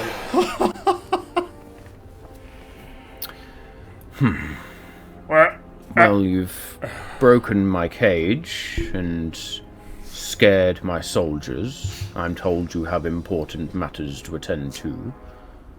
And yet you just continue to commit crimes. Should I just have you hung from the walls? I'd like to see you message. fucking try. I will use message to say to a buyer, how are you keeping a straight face? And the message in your head back comes years of practice. But in Abaya's natural voice, which is years of practice. Look, all we wanted to do was speak to someone in the temple. And we were meted. Why? It's none of your fucking business. I'm afraid it fucking is my business. Fine. Look, my real name is Dargon Nalakutha, guardian of the Temple of Ray. Now, I need to speak to someone in that temple. And you have some evidence to this requirement?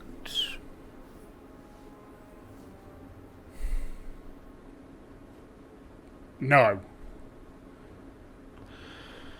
Gentlemen, go guard the door. I will discuss with these people whatever they wish. If I need you, I will shout. To Captain, I have given an order. Leave. Alright. You yell if they attack. I'm watching you. Big un. Although he's not so big anymore. What? Fucking my head hurts. Sign up for this shit. And the guard's gonna sort of exit, and they all just sort of, you can hear the door locks. As a buyer then just sort of clicks his fingers and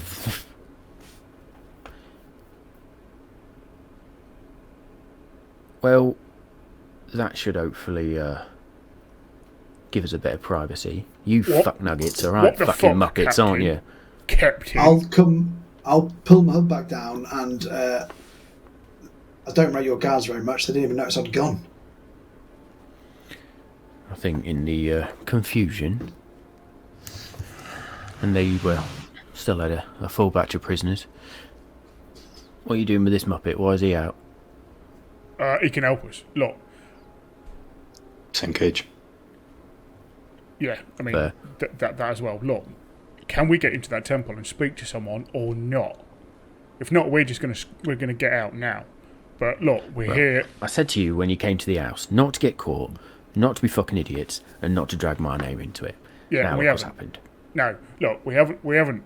Look, we did not get caught. we intentionally got found so I can get into that temple in an honest manner. And then your guards bloody You well intentionally got captured by the fucking most inept guards I've ever trained.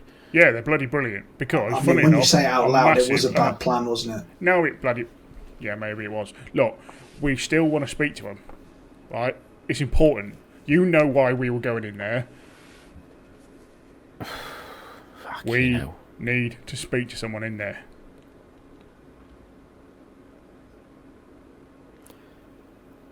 Put me in a very difficult situation, boys. You've infiltrated a city. You've defiled a crypt. Well, the most ancient crypt in the whole city, I might add. How do you know he defiled it? You've broken my jail cell. You've freed a prisoner. And now you just want me to pardon you and let you walk into the temple and speak to the Grand Aspect. Yeah, Pretty much. Pretty much. Yeah, that sums it up, yeah. Yeah. Joe? Well, you know what my question is going to be, boys. Yeah? What's in it for me? How about Name living? your price. I do not mean that as a threat, by the way. We are here to save Nyling. Simple as that. We're trying to get help. Oh, fucking blah, blah, blah. Save nine and this shit. Give me something real, You boy. said you didn't want any cash. We were going to offer you coin. You didn't When you want just it. fucking snuck in the door, yeah, now you got captured. What's in it Oh, for so me? you do want How- coin now. How would you like to be the Master of Whispers for the King? I can make that happen. I've got his ear. Which king? I'm not going to give away my source, am I? I'm going to reel you in a little bit. I'm not going to give you all the information. You ain't fucking king. He looks at Danforth as they're like, not a clue. Fucking hell, boys. Or What am I going to do? Plan B, I make myself look like you, pretend to be you, escort us all to the temple, lock you in the cage, and make it look like it was an ambush. Oh, yeah, I like that idea. Yeah, because he's been real helpful at the moment. I mean, that gets me out of it, so... Yeah, right. I'm game. Fine. Where's the rope? Hang on, let me just do your Irons? Ponzi guard voice one more time. I need to get it down. Fucking Ponzi guard voice. Fucking Ponzi guard I voice. No, that's speak not the one, to sorry. my men in the voice and the demeanour I speak to that my is men required. in the voice of a leader that is required. Got it. Right, game on, fellas. Let's do this. That is impressive, Ender. I know, right? Was actually very good. Alright, boys. Right. Irons. Behind the back. Let's do this properly. You can get out of them, right? Of course. Don't call me a master thief for fucking nothing. Right. I like this. Right. Which one of you's hitting me? That'll be me, and I just whack him one. Spits out a tooth. Well, that's effective. Fucking hell. I mean, you might want to shove something up against the cage. It's pretty fucking useless right now. I'll grab the table that the cage was put on, and I'll, slam it up against the, sort of wedge it between that and the far wall or whatever, or whatever works. And he is then going to lay down behind it and act unconscious. As Ander, what are you doing? I will. What? Where's disguise self? Here we go. I will use disguise self to then turn into what a buyer looks like as the guard. Okay. I'll say you How pick does it up his last? helmet as well and An hour. place it on your head. Yeah. You grab his keys. Was the door? It was locked from the outside, wasn't it? Door was locked from the outside, yeah. So what do you want to do? And when he clicked his fingers, did he do like a wall of silence or something? He did. So, cast the silence spell at least. So he's then going to sort of... Or what you notice is that your hearing almost returns to you. And you can start to hear noise from outside, which you couldn't do previously. So then I will knock on the door. Do the guard voice do his voice one more time. Why? Surely you've got it by now. Surely you've got it by now. Knock, knock, knock. I'm escorting these men to the temple. DM, what was the... Let me out. What DM, what was the name of the guy that we were going to get sent to? Because the Grand Aspect. That was it, thank you. I think they have something the Grand Aspect would like to hear. You sure? Do not question me, boy. All right, fucking hell, boss. Fuck me. Unlocks the door. Wasn't there another one of them? He escaped. Go look for him. Oh, shit. And they're literally going to turn, tail, and run. Get the others. We've got to go. Take all the best men. And then I will lead. Well, it's going to be Dargon, Kirik, Othrid, and I suppose Eagle Crest. So all of you sort of exhale now.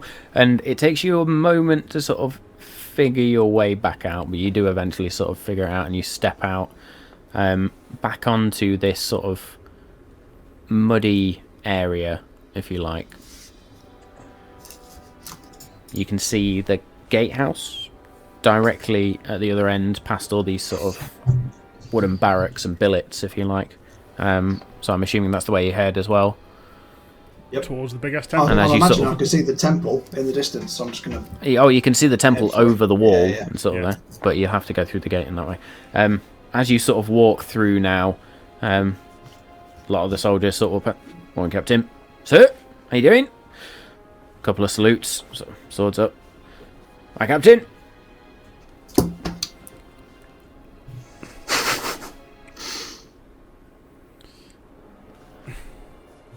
Eventually you come to the gatehouse, and as they see you approach, two of the soldiers just come to attention and sort of open the door for you. Wouldn't I head into the jail, Captain? Change of plan.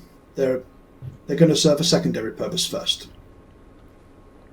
You feeling alright, Captain? Bit throaty there. Do we ever talk about personal matters, me and you? If I wouldn't. Sorry, sir. On you go. So you all now make your way through the guardhouse and back out onto the sort of paved streets of Mantenir proper, where you can still hear the sort of market shouts of fish, fish, fish, fish. You see a fountain in front of you that you'd not paid attention to before, and then beyond that you can see the entrance to this massive temple that stands in the dead centre of Mantenir. The huge great sort of statue of the Everlight atop it, and you walk up to the front gate, and as you walk up to the front gate, two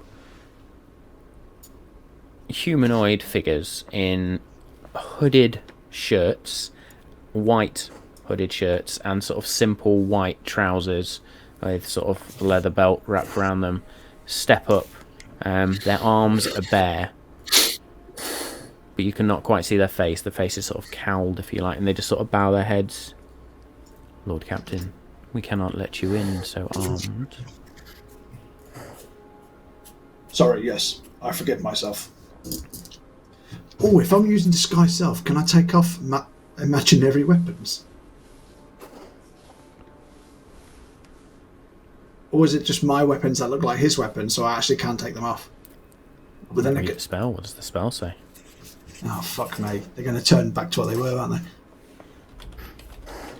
It's actually just like a shell, Yeah, almost over you. it's literally just a... No, I can't remove Illusion. my weapons. I know it's protocol, but these men need to speak to the main man, but I have to be able to protect this temple at all costs, so the I main might have to bend man. the rules on this occasion.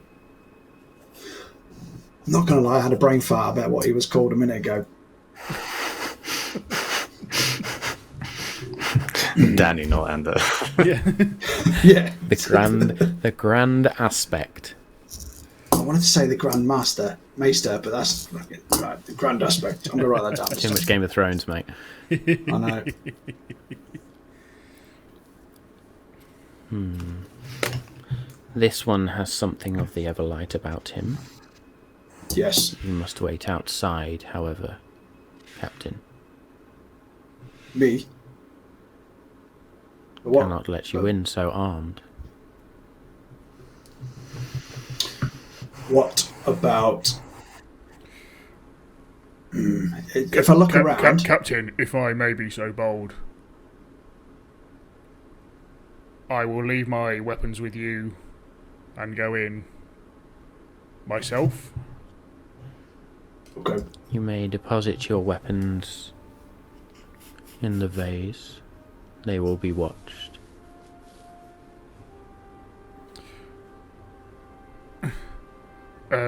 Very well. I will take the sword and scabbard off and lay it in the vase. Is anybody else joining? Or is it just yourself? Very well. Follow. And one of the robed figures, sort of still with their arms crossed, bare arms crossed, just stands next to the vase full of sort of weapons and your equipment now. And the one that has been speaking turns and just walks to the door, and as they step up to the door just opens before them. And they step in and sort of turn to allow you in, and as you step through, the doors themselves close. Now you're inside the temple. You can basically see this just very long room. There are a few seats about, but it is pretty bare. At the far end, you can see what is quite clearly some form of altar. And there is a single individual knelt in front of this altar.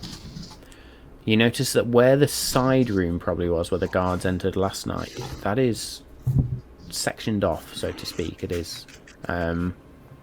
They are separate rooms. And you approach this figure now who is knelt. You can see the dark skin, sort of very dark braided brown hair, a white vest, white trousers and sort of sandals. And as you approach, their head lifts and they stand and they turn. And that is where we will take our break for tonight. Heyo! Hello! We are We're back. Kirik has gone to get himself some food, which is far later than he really needed to. So apologies for that. But we're back. I may have got a little bit carried away as a DM though, because that was a lot of good fun. But, so, having seemingly walked out of the gatehouse and entered into, the guardhouse, and walked into now this temple of the Everlight.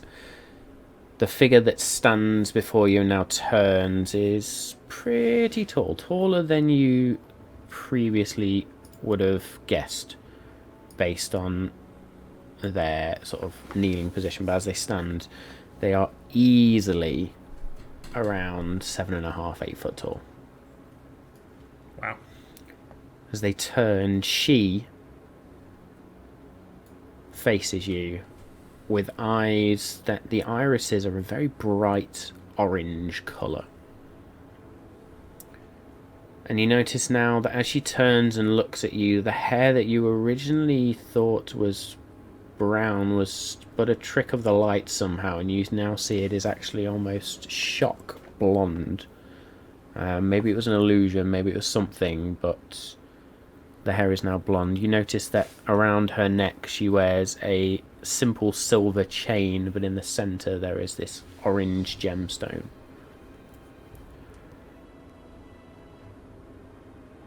How can I help you? Grand aspect.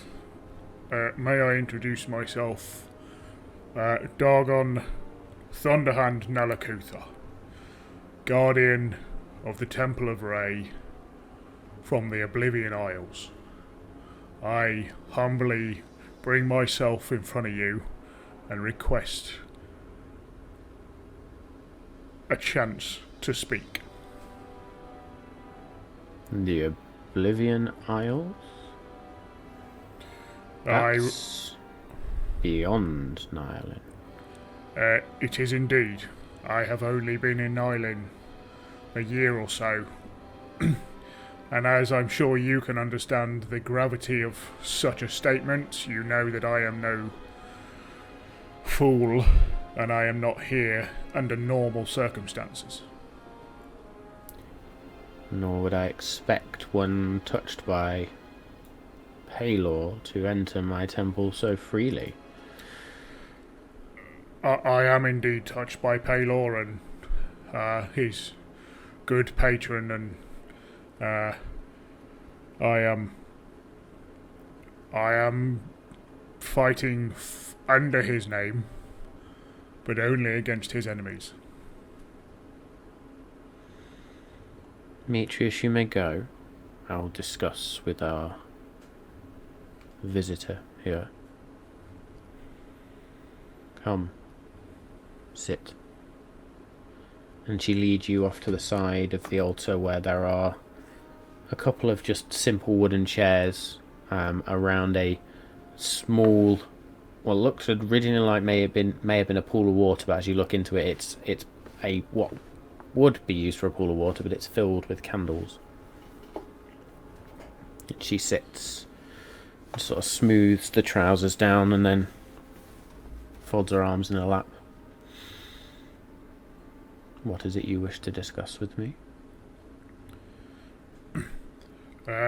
We have been brought to Nylin, and we have been sent on many a path, because we believe that we are the ones to be able to save Nylin. And I know how ludicrous that sounds and how big-headed it sounds, because we're not the ones to have picked this, believe me. But we need people's help, and more, we need the gods' help. So I am here humbly to ask for Ray's help via this temple, and I am not doing this solely for Seren Ray. I'm not doing it for Paylor. I want to ask all the gods for help against Asmodeus. He is the one causing all the havoc here, and we want to take him down. We can't do this by ourselves. Long has the Lord of the Nine weaseled his way into the hearts of men and other creatures. I see this as no desperate endeavour. Why would she get involved? Forgive my ignorance, because I don't really know much about many of the gods. I was simply a guardian of a temple that I knew nothing about, and I was unfortunate to have been ambushed, and my clan of the Mountain-borns were slain by, I believe, the hands of Asmodeus. He may well have even got something from the temple. I feel that when I arrived here, I needed to speak with you and find out if there was any way that there was a connection, or maybe the Temple of Ray did need to help us in some way, and I don't know whether your god and my god get along. I'm sorry, I'm very naive in that respect. But maybe they all just need to come together for the good of all who live in Nylin.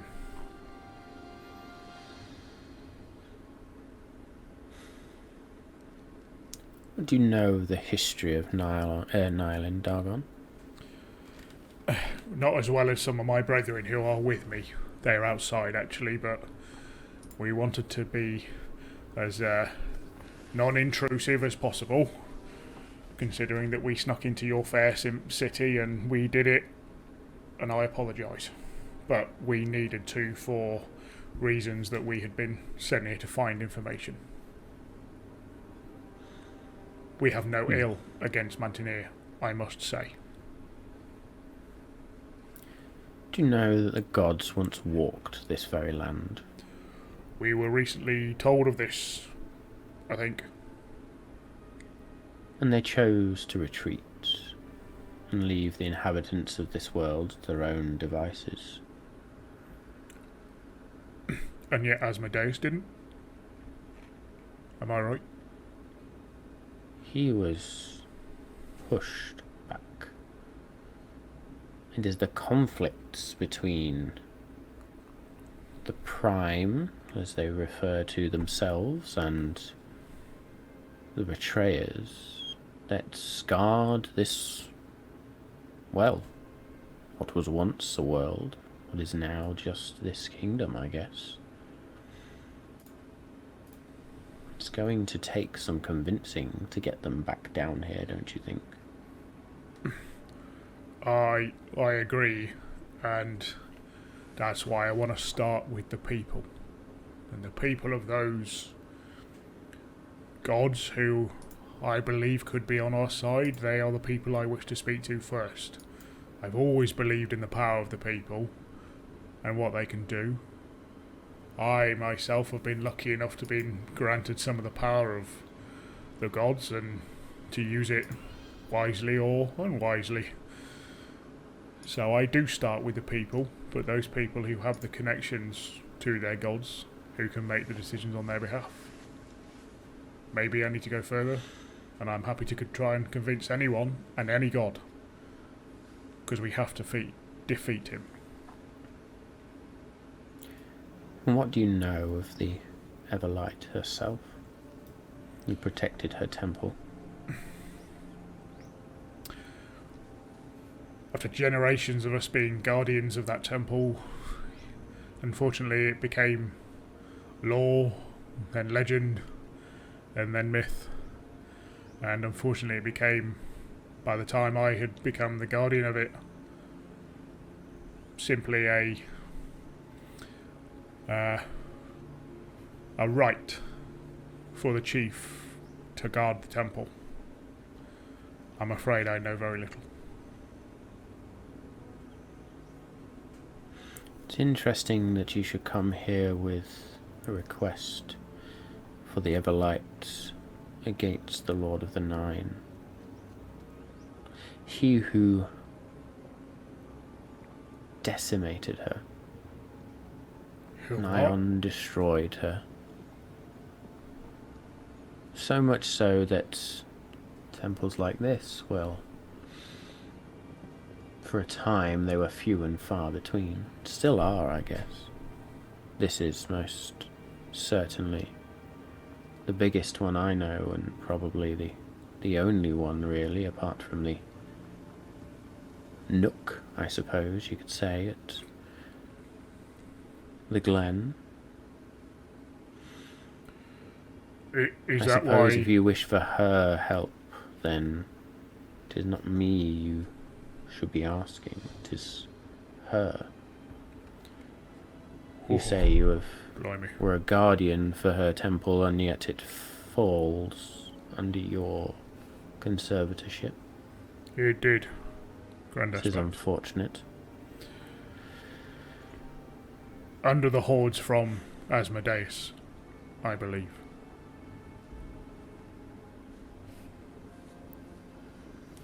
We are not without compassion.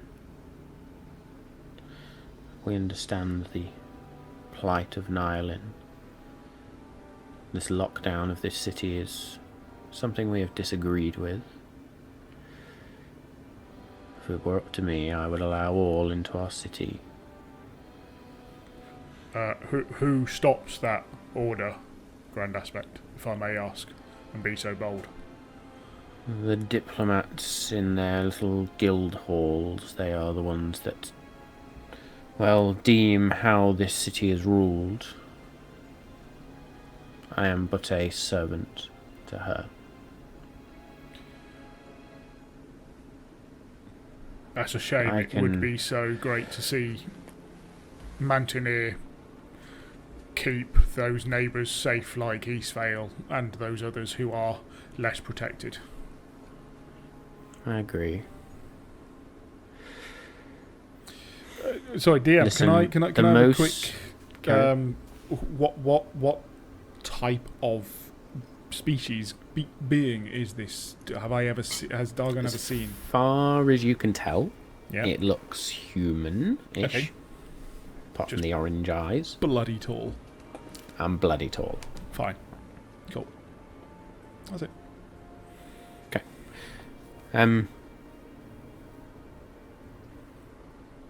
If you seek her help, then by all means ask it of her. It is up to her if she wishes to face him once more. In terms of us, we are healers and helpers.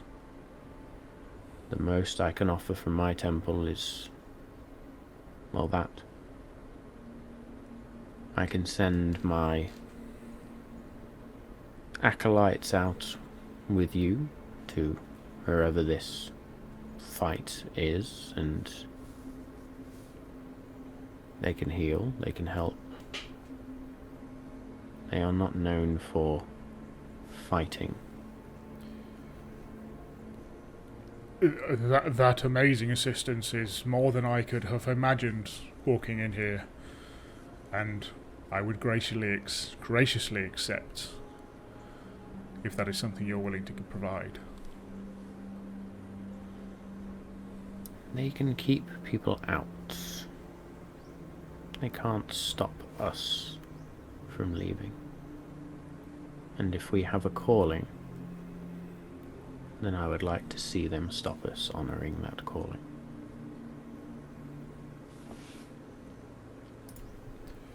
We do not yet know where you are needed.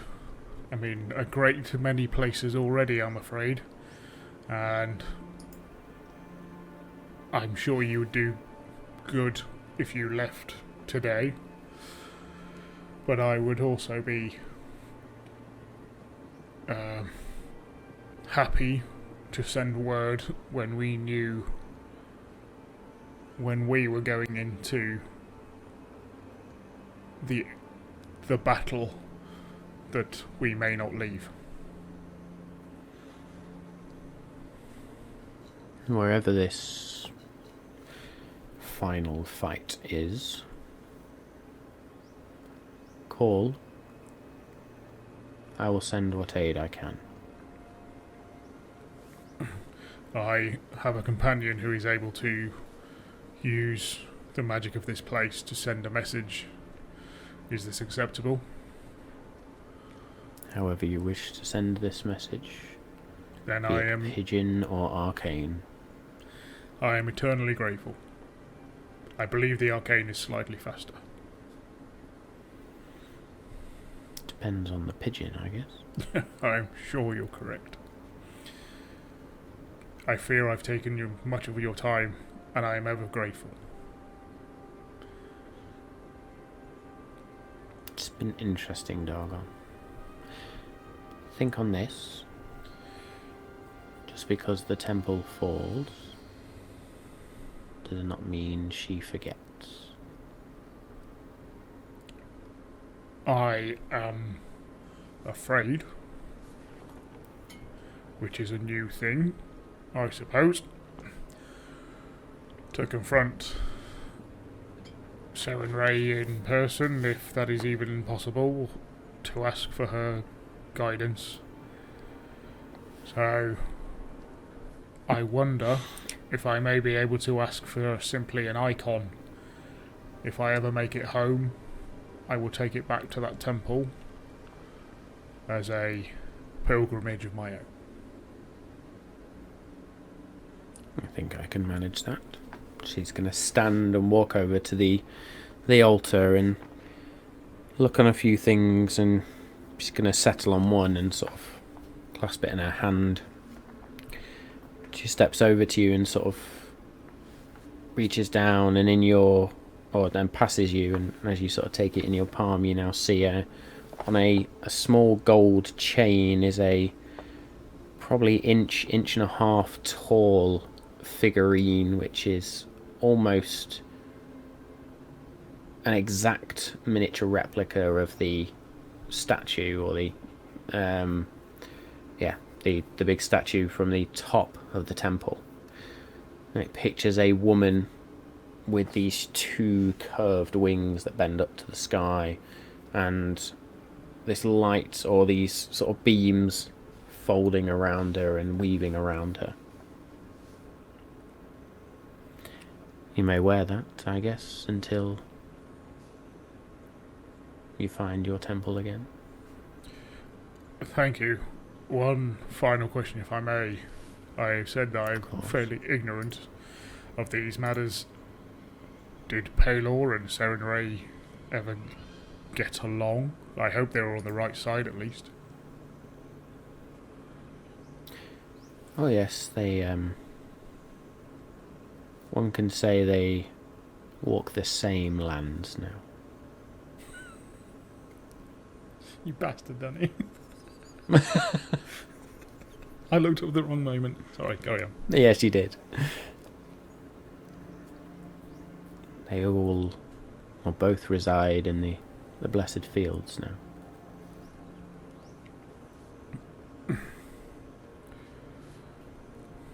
Then I believe that as my patron, I am not offending them by speaking with you. No, I don't see why that would offend at all.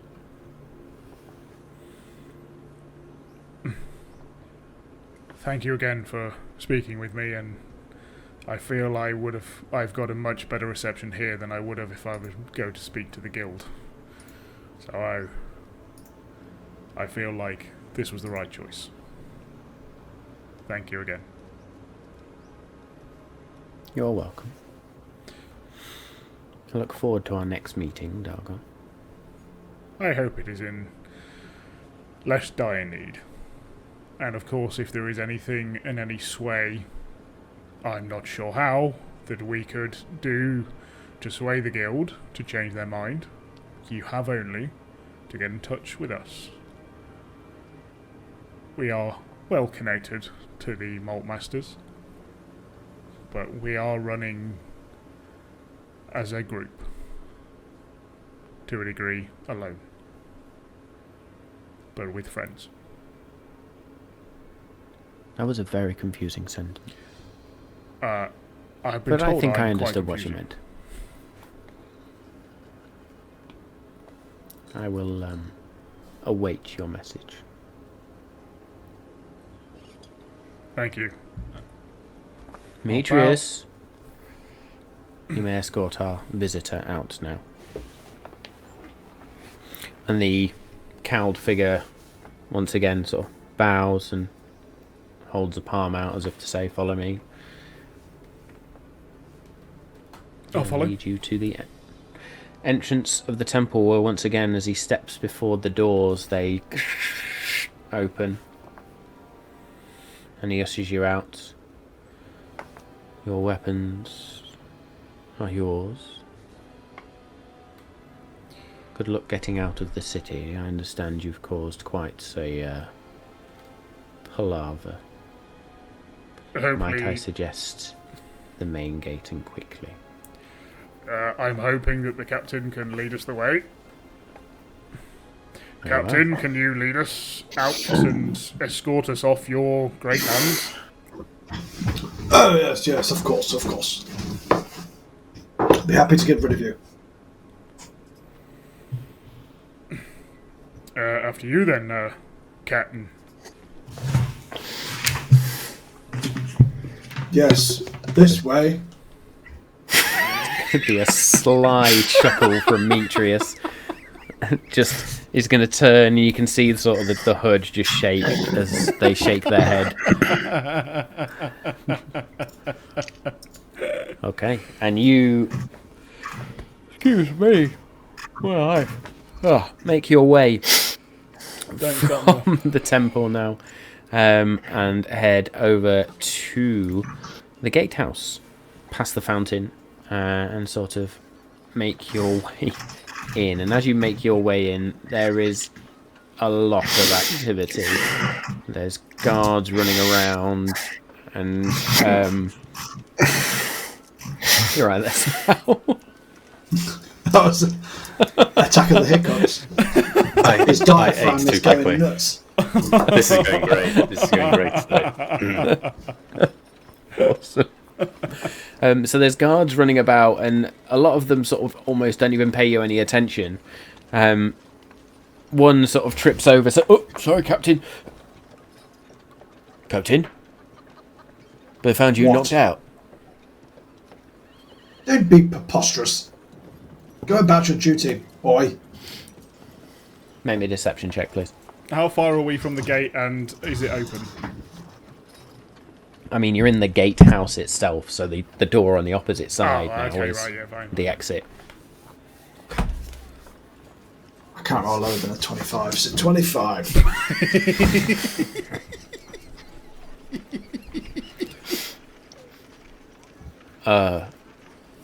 Right.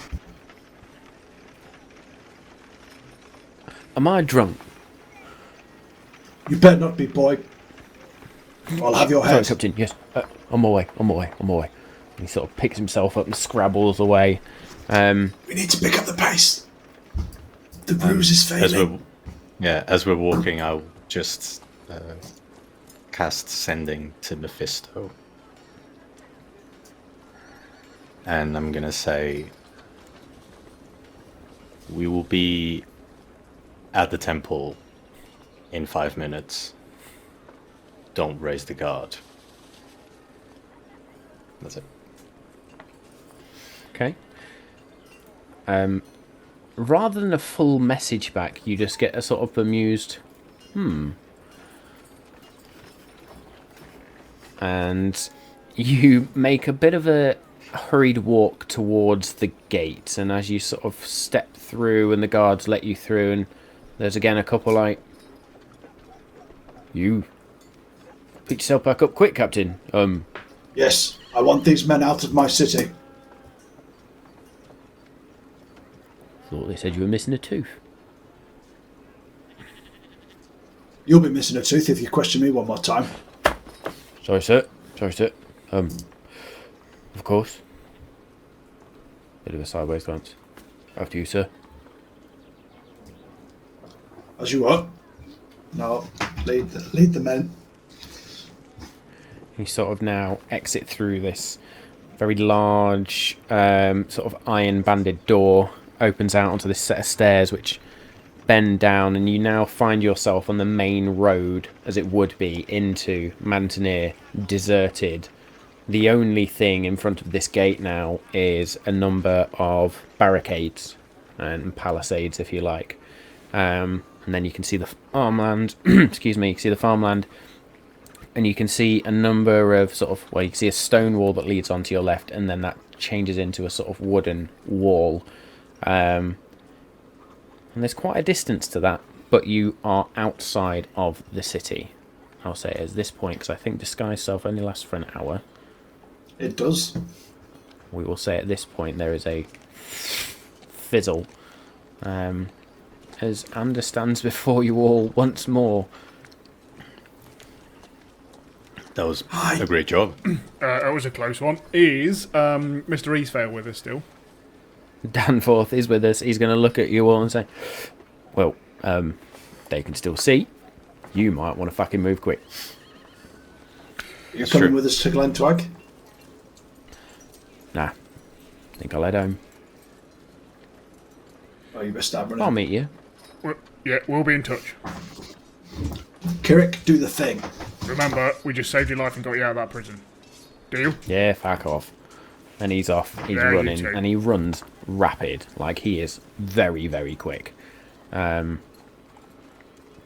Are we in ready? no time he sort of gone down the road and disappeared off.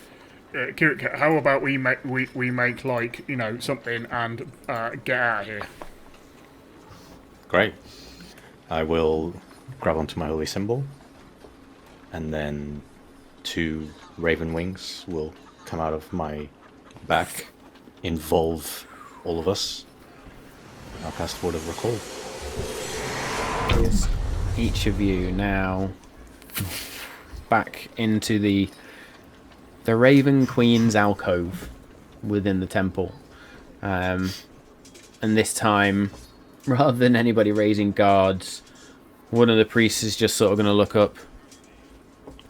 And there, sat in the middle, or I say sat, sort of stood in his full centaur form, is Mephisto. 5 minutes indeed. Oh, boys. Where is the airship? We didn't lose it again now, did we? He's on his No. way behind us. Should be on its way.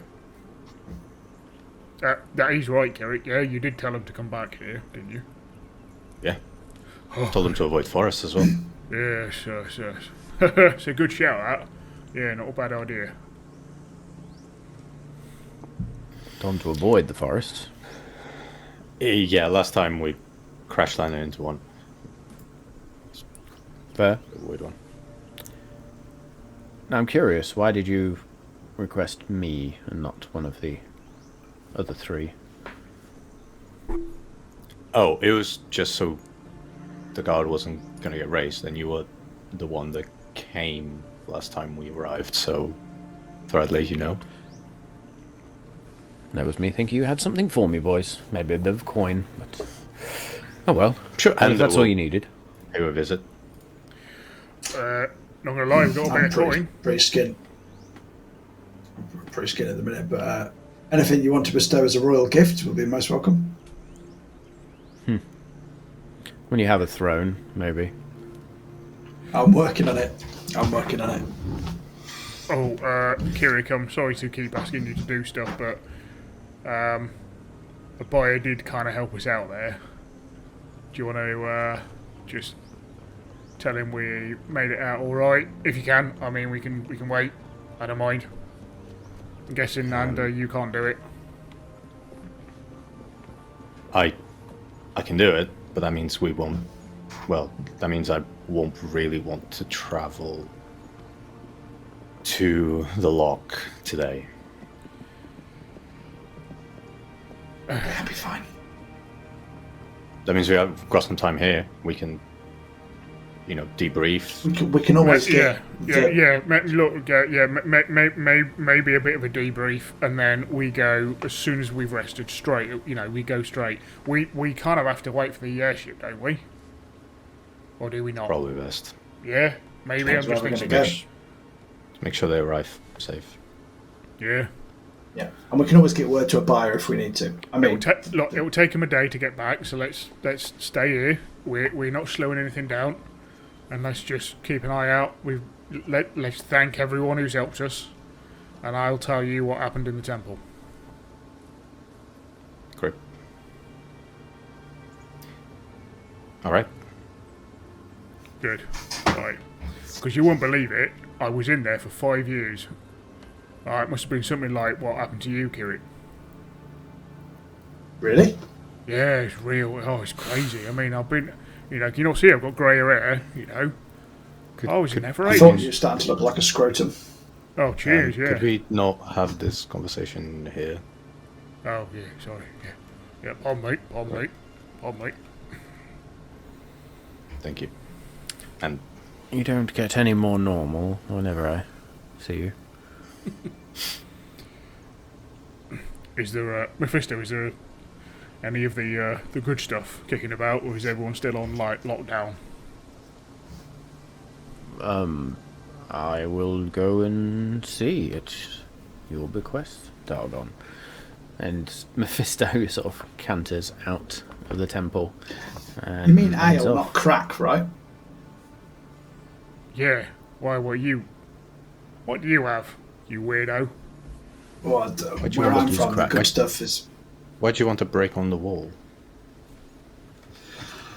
Oh, crack is thieves' cant for this little crystal that people used to grind into dust and smoke, and they used to basically go on a spirit quest after that and lose their teeth. Oh.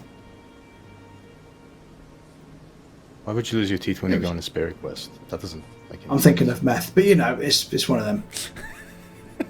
They even sang songs about it in the 80s to deter people from smoking it.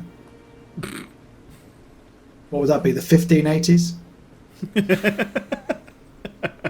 Bards, pray tell the dangers of crack. Just say no, kids.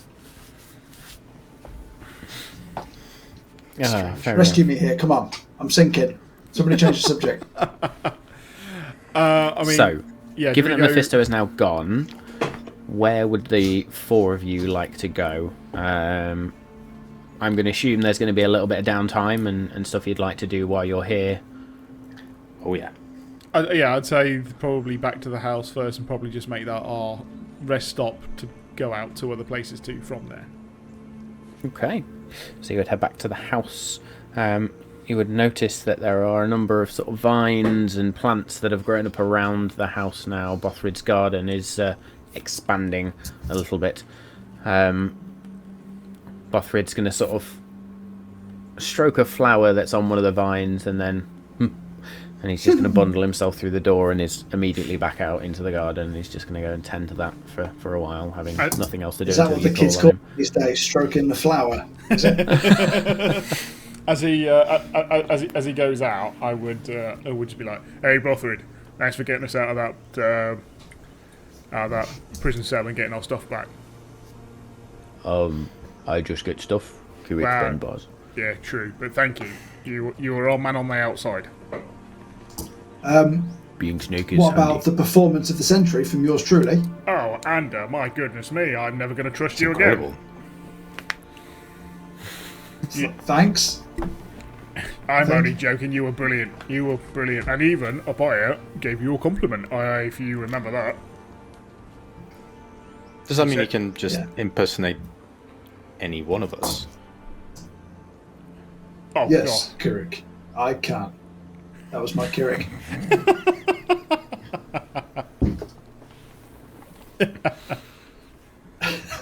That's a bit creepy.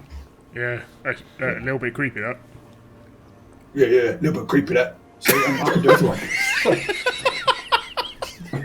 I was waiting. I've got the whole crew. I've got the whole crew down. Me off guard.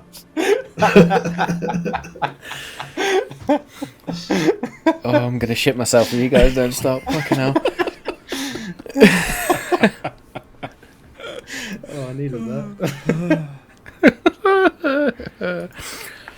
Oh, well, we've had it all tonight.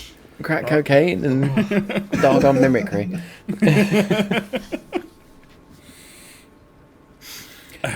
So, right.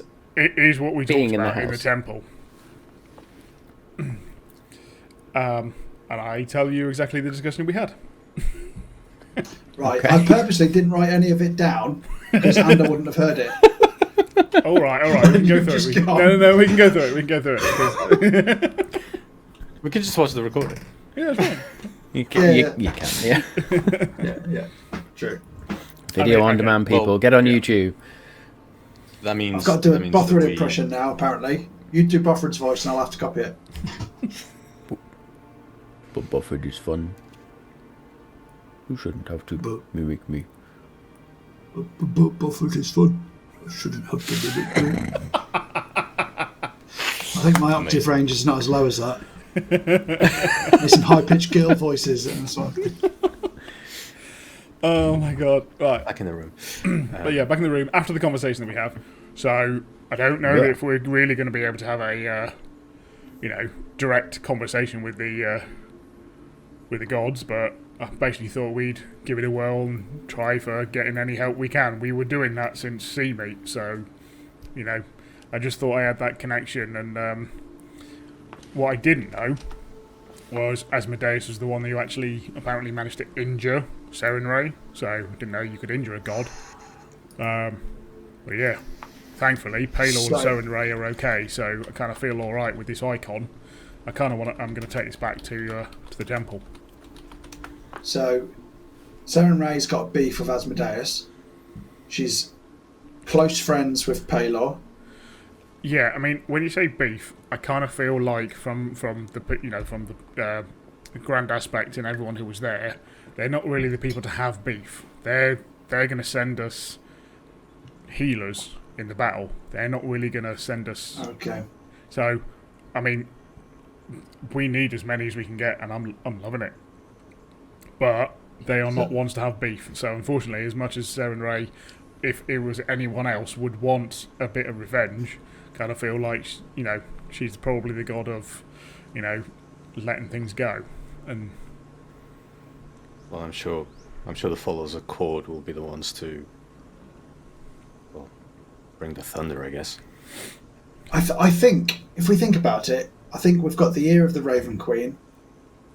I think Court will help, or at least send us another champion or something like that. I think we're going to have Seren Ray, if they can send healers, brilliant. We've got Paylor. Oh, so, right. Feltag might be able to help with his... Yeah.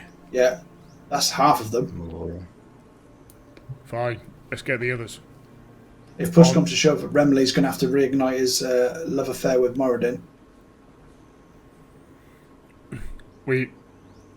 I think we've got to try every avenue. So while we're on our path, which we don't want to get diverted with, if we just see anyone, we try and discuss and talk it with them.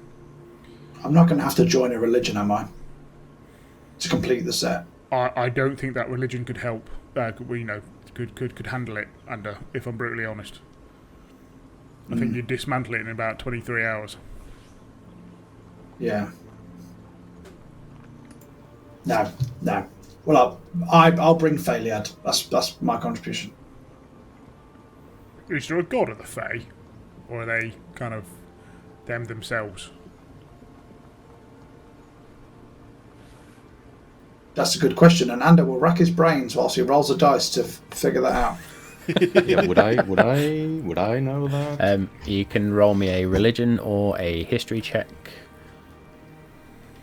And I will let you do so with advantage. I'm glad you said that, because that was a shit roll. 19. That's better. Natural 1. Okay, Ander. So, with your sort of somewhat innate knowledge of the Fae, there isn't a god as such of the Fae. However, there were their branches, if you like. So, a lot of the Fae is comprised of Aladrin, as you well know, and you would recall that where the lines of elves and Aladrin sort of split, right at the very top of all that is the god Corellon, or Corellon, however you want to pronounce it. I say Corellon, who is known as the Archheart, or the Arkheart. Now that you think on that, you have been to a city that is devoted, or has sort of laid their allegiance to Corellon. Not so long back, very recently, in fact. Right. River's End. Deluin? They're the only elf places we've been to. Will be Deluin.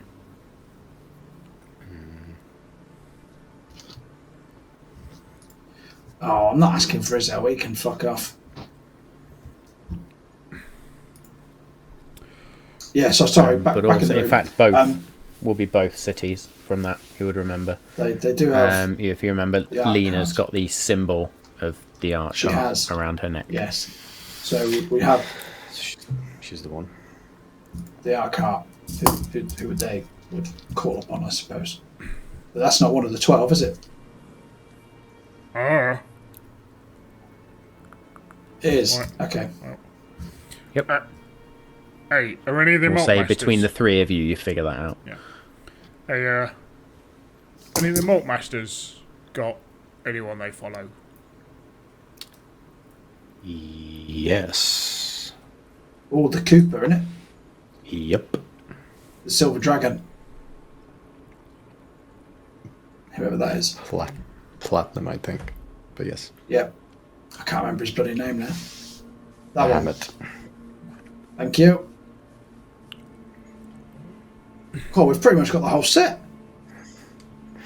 Almost. Let's not count our deities until they've, popped an egg or whatever the thing is. I don't know what it is. Don't count your deities before they hatch. Yeah. Gotta catch them all. Don't count your deities before they hatch. Before That's they a pop t-shirt. an egg. Had to make it nonsensical in some way. So, I mean, based on that, you've discussed people of, I think, 9 out of 10 out of the 12. No, Nice. 9. That's pretty good So, odds. do you, as a group, want to spend some time sort of thinking about who are the Prime Deities and sort of aligning your... Yes, and also, yeah, so working out who that is and then working out who we don't know of, possibly at the moment. Okay. So, going through the 12, then, you think back to the sort of the temple within Glen Tuag, within the Maltmaster's Keep. The 12 prime deities, if you like, are Evandra, the Changebringer, Bahamut, the Platinum Dragon, Corellin, the Archeart, or the Archheart. There is Irathis, the Lawbearer. You've got Ioun, the Knowing Mentor. Knowing Mistress, isn't it? Got one of his stones. Mentor or Mistress, depends on Yeah. which D&D stream you may watch or listen to. There is Cord, the Stormlord. Who's that? Yeah, nothing new with him. Melora, the Wild Mother. Morriden the Old Hammer. Palor the Dawnfather. There is the Everlight, also known as Ray or Seren Ray. There is the Matron of Death herself, the Raven Queen. What's up? And then finally there is Sehanine, the Moonweaver. Oh, we've seen it. No. Yes. Okay, so connections to... Isn't that the... Bahamut. Didn't Lena have the Moonweaver symbol? Or was that Micaiah? Lena. Lena. Was it? I thought Lena had was in a Corellin. city where the... Danny's right with this, actually. It was in a city where one of the sort of great symbols was the symbol of Corellin, but around Lena's neck is the symbol of the Moonweaver. So Lena for But there is also a symbol of Corellin in Deluin with Twatterendriel himself. And Corellin's the Archeart, is that right? Corellin. Yeah. Yeah. Yeah. So that's the one we don't thoroughly have a connection to. Well, we kind of do, but kind like, do you want to put that down as going like, by what going by what you've just said there, Evandra, you have no one so far. Nope. Yeah. Bahamut, you reckon one of the Malt Masters. The Cooper. Corellin, you've got links to Deluin, River's End, Lena, potentially. Elves, Sorry, yeah. which one was that one? Corellin. Corellin. Okay, yeah, I suppose. Irathish, you've not got anybody for currently. No, Nope. Ioun no. Well, is also Nope. an unknown. Cord, you've got Moonbright and people you may or may not have, or people that may or may not be dead. You have no idea about them yet. I think Yeah. Melora, you were going to speak to Feltag about. Yeah. Yeah. Morriden would be Remley, apparently. Well, probably not, Ringrous. but dwarves. Then you've got Palor, who is obvious. The Yep. Everlight, again, obvious, because that's tonight. You got the Raven Queen, which is obvious, and then Sehanine, Lena. who you reckon Lena, yeah. So we're missing 3 Missing 3. at best. Yeah, because the Archeart is the unknown. Yep.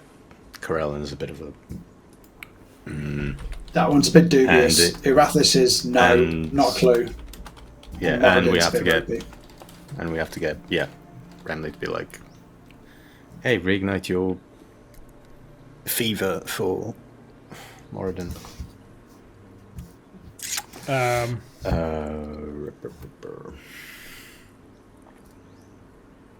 Is it possible to go to the keep, go into the library, and have a look as to understand the base understandings of the ones that we don't know of yet, to find out what type of gods they are? Dave knows, but Dargon hasn't got a fucking clue. So if you want to spend some of your downtime heading up to the Great Libraries, or the library within the Mortmaster's Keep, absolutely, you can do that. Yep.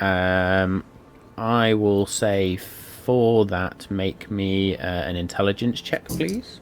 Because it's D&D and we should throw some rolls in here and there. Of course. This I is going to probably would help. Okay. Assisted Be then. with Dargon. How good's your intelligence? Less than yours. Okay, crack on. Right. It's the dump stat, people. Sorry, If you're not a intelligence. wizard, it's a dump stat. Yeah. Sorry, is that straight intelligence? Yes. Mine's only high because I used to be an arcane trickster and I needed it for that. Yeah. 16. It's not bad. 16 is not bad. So what information are you trying to get specifically? Specifically are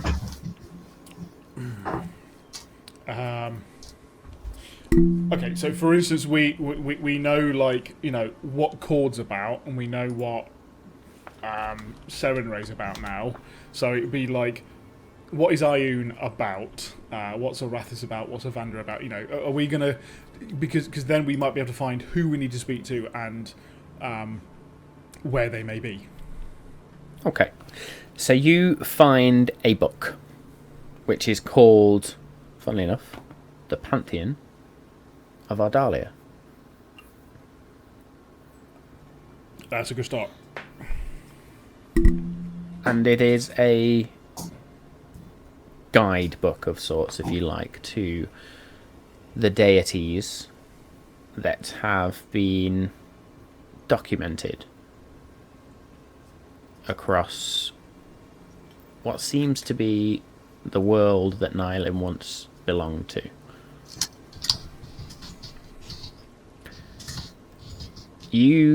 I'm going to say, skip past a lot of the information to try and get to the core bits that you need right now. And you start with Evandra, so going through alphabetical order. Known as the Changebringer, or also known as She Who Makes the Path. Very much the deity of trade and of luck.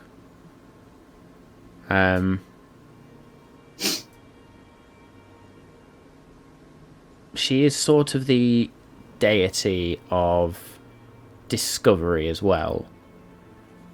And adventuring.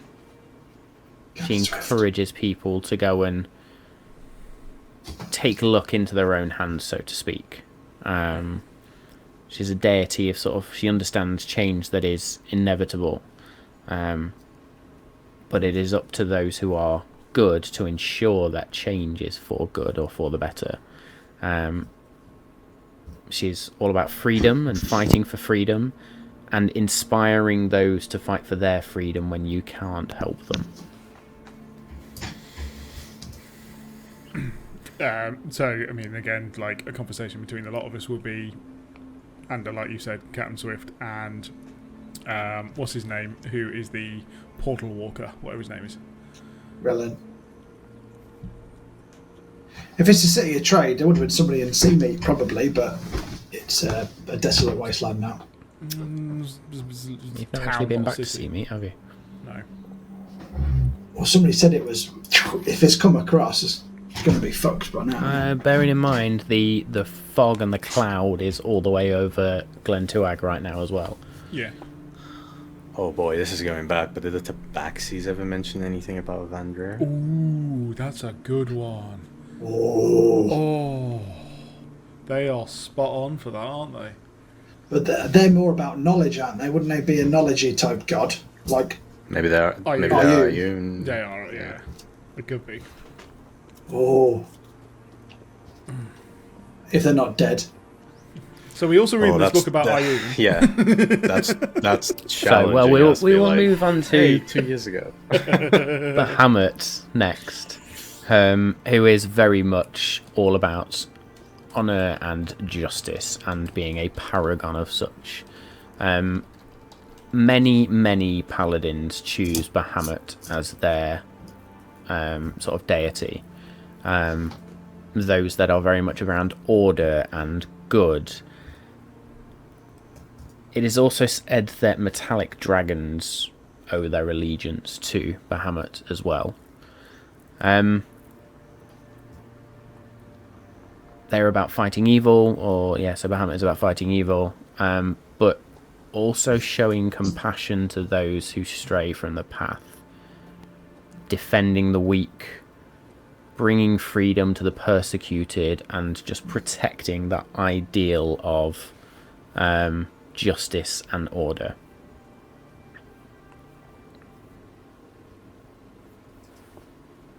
So that's Bahamut.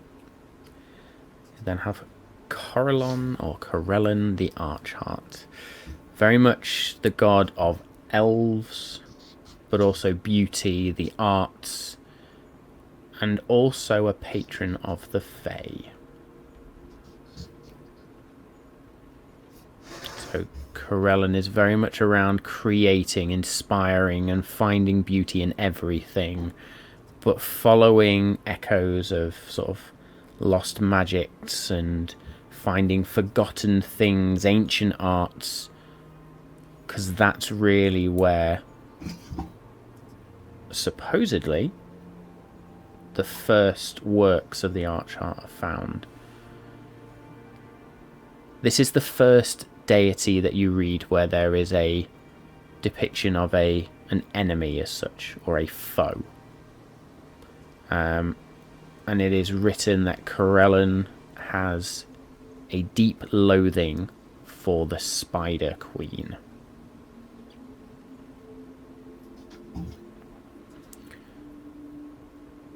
I think that will do for that one. And then got Arathis, the Law Bearer. Very much around not just maintaining balance and maintaining law, but also an inspiration for invention. A lot of cities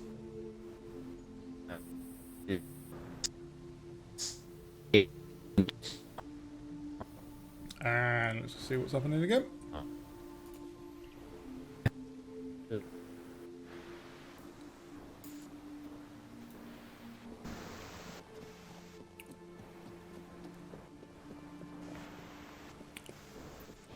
Well, something's happening. I'm technically still recording. I don't know whether you can see us guys on the stream. My apologies if you can't. Let's just find out what on earth is going on.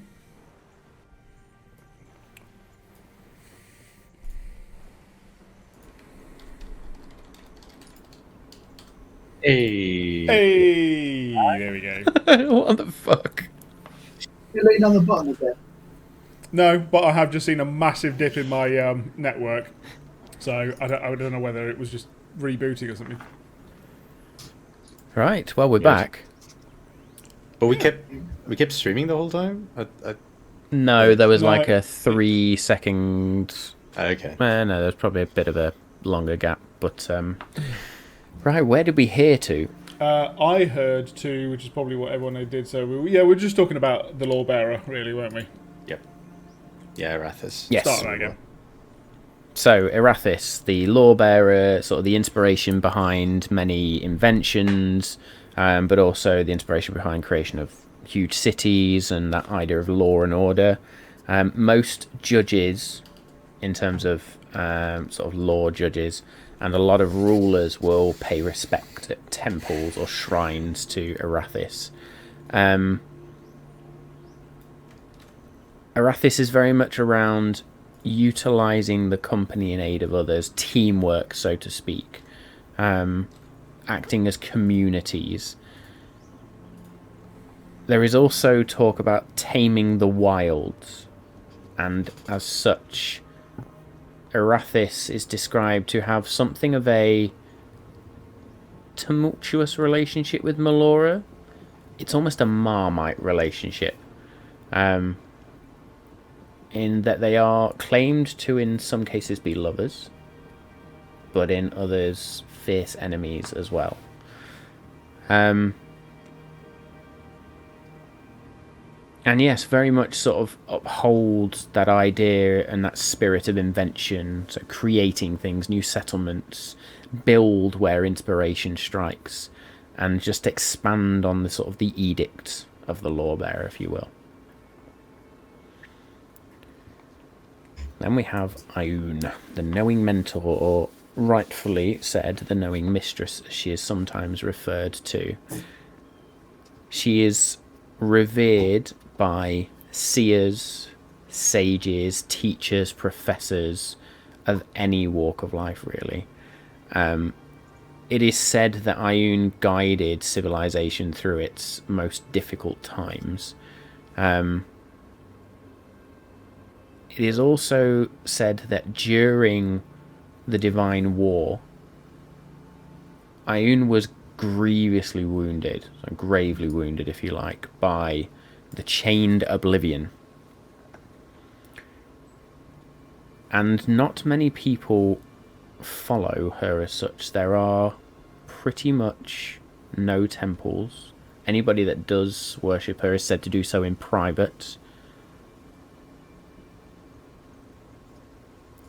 The commandments that are written as such are vague at best, but they are very much around the protection of Ioun, so unmask those who would destroy Ioun, uphold and teach the importance of reason, of perception and truth, but also condemn those people who do not have a moral cause, so anybody who is evil, and never stoop to their level.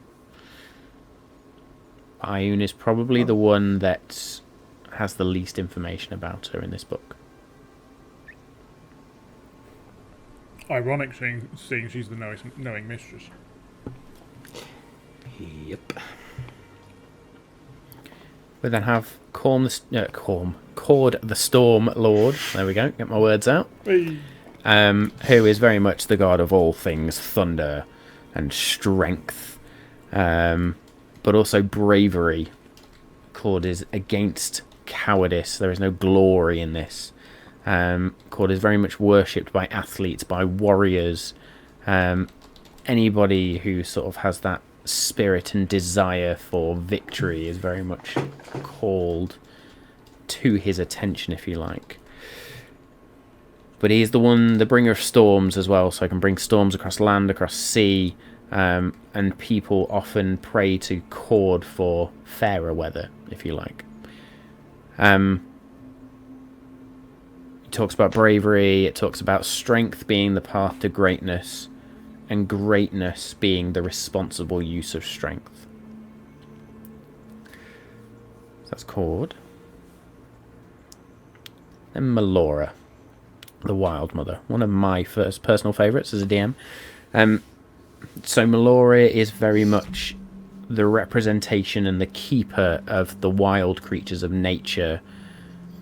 The rush of sort of angry rapids, just to read directly from Matt Mercer's description here because it is perfect.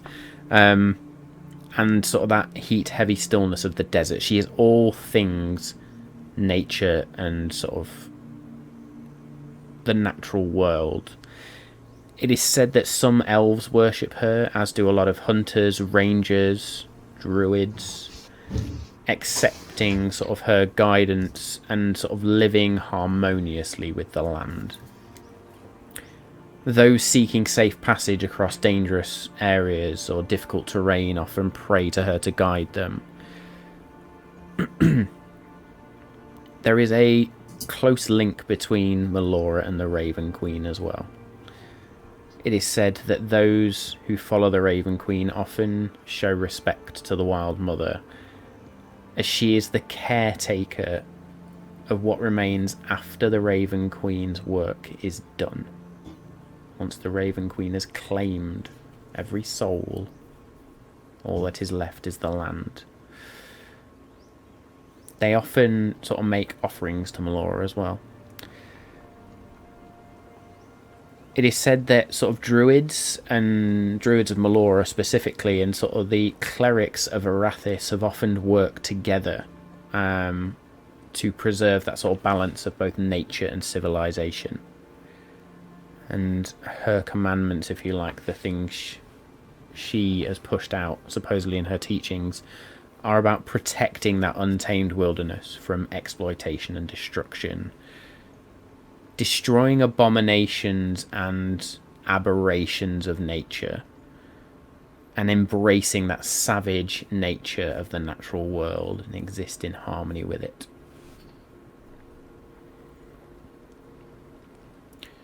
That's Melora. You then got Morriden the Old Hammer, who is worshipped by smiths, artisans, miners, very much the god of creation and the forge, if you like. It is said that he is the one that shaped mountains during the founding, but is also a patron to the ideals of home and family. Very much a strong dwarven deity, but also known to others as well. There is an interesting line in this book as you read it. Morriden lords over the soul forges.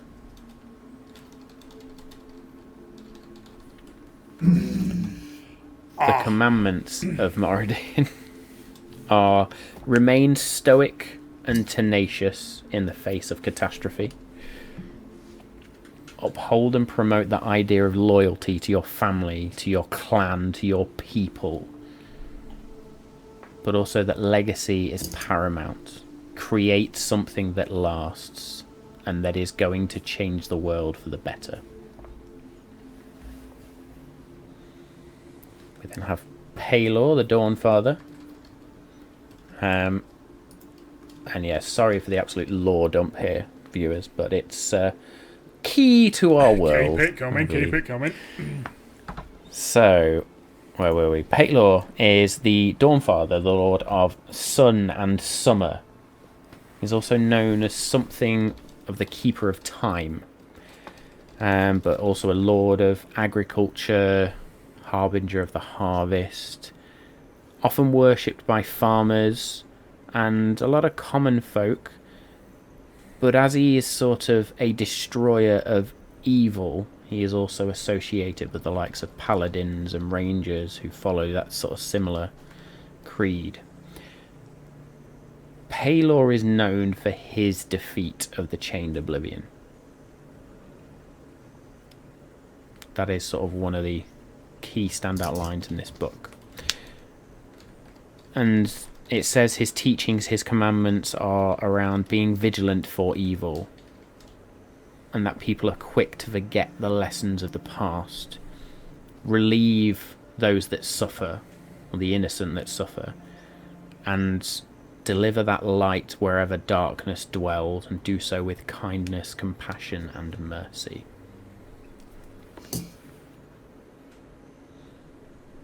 You then have Ray, the Everlight, who you understand a little bit more about now, Dargon, having been told something of her history, but she is the god of atonement and compassion. spreads that message of sort of optimism even in the darkest of places. She's very much a god of redemption and believes that all can be redeemed, and this particular mindset that is the reason behind Asmodeus pretty much decimating her and her followers during the Divine War. It is at this point where the note reads, due to this, little information is known of Rey. History has pretty much removed her from texts. However, what we, and this is like an author's note, what we have been able to gather, her commandments were something like lead with mercy and compassion and patience, aid those who have no guidance, heal those without hope. For those that are beyond redemption, dispatch them with swift justice. Mic drop. Then have the Raven Queen. At this point, I think Kirik just sort of sits and sort of leans back while the rest of you read. No, he recites the Raven Queen as I'm reading. Yeah. Yeah, The Raven no, Queen is backwards. known by many names. She's known as the Matron of Death, but she's also known as the Mistress of Winter or the Skein of Fate. Very much the goddess of death. Her gaze itself is said to mark the end of a mortal life, and she is responsible for watching over that border between life and death, ensuring that the natural balance is maintained. Many funerals are sought to, or sort of said to sought blessings from the Raven Queen to protect the deceased from the curse of undeath. There is another author's note here that says many who have studied the ancient lore believe that the Raven Queen herself was once mortal and is the only known mortal to have ever ascended into godhood. That rise obliterated whatever god of death there once was. And as such, any rites around ascension to godhood have since been destroyed. Her commandments are that Guard the death veil. is the natural... That's it. Guard the veil. Well done. It's been there from the very beginning. And that is Ander piping up as we're reading. Guard the veil! I got it! So there we go. So the commandments are that death is the natural end of life. You should not pity those who have fallen. That path of fate and that thread of fate is sacrosanct. Anybody who tries to cast off their destiny or bend fate to their own will should be punished and will be punished. And undeath is an absolute atrocity and abomination. Anybody who would pervert the transition of the soul must be dealt with. Can we get an amen from Kirik? Can I have an amen? And then finally, with the Prime Deities, there is then Sehanine the Moonweaver, known as the god of moonlight and the autumn season, but also a god of illusion and misdirection. Very much said to be worshipped by elven and halfling cultures, also known as a deity of love, protecting the trysts of lovers with sort of shadows that she makes. Anybody who works in sort of darkness and trickery can often be found asking for her blessing where they lean to the side of good.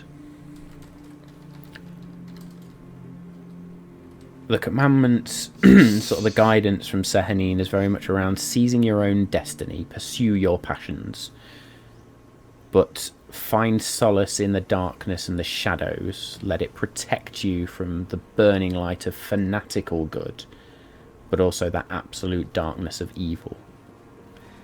And then it's about walking free. Don't be tethered. Forge new memories, forge new experience. Have that wanderlust, so to speak. Well, Anders just converted. Sounds like someone There you you get go. along with. That is the 12 Prime Deities.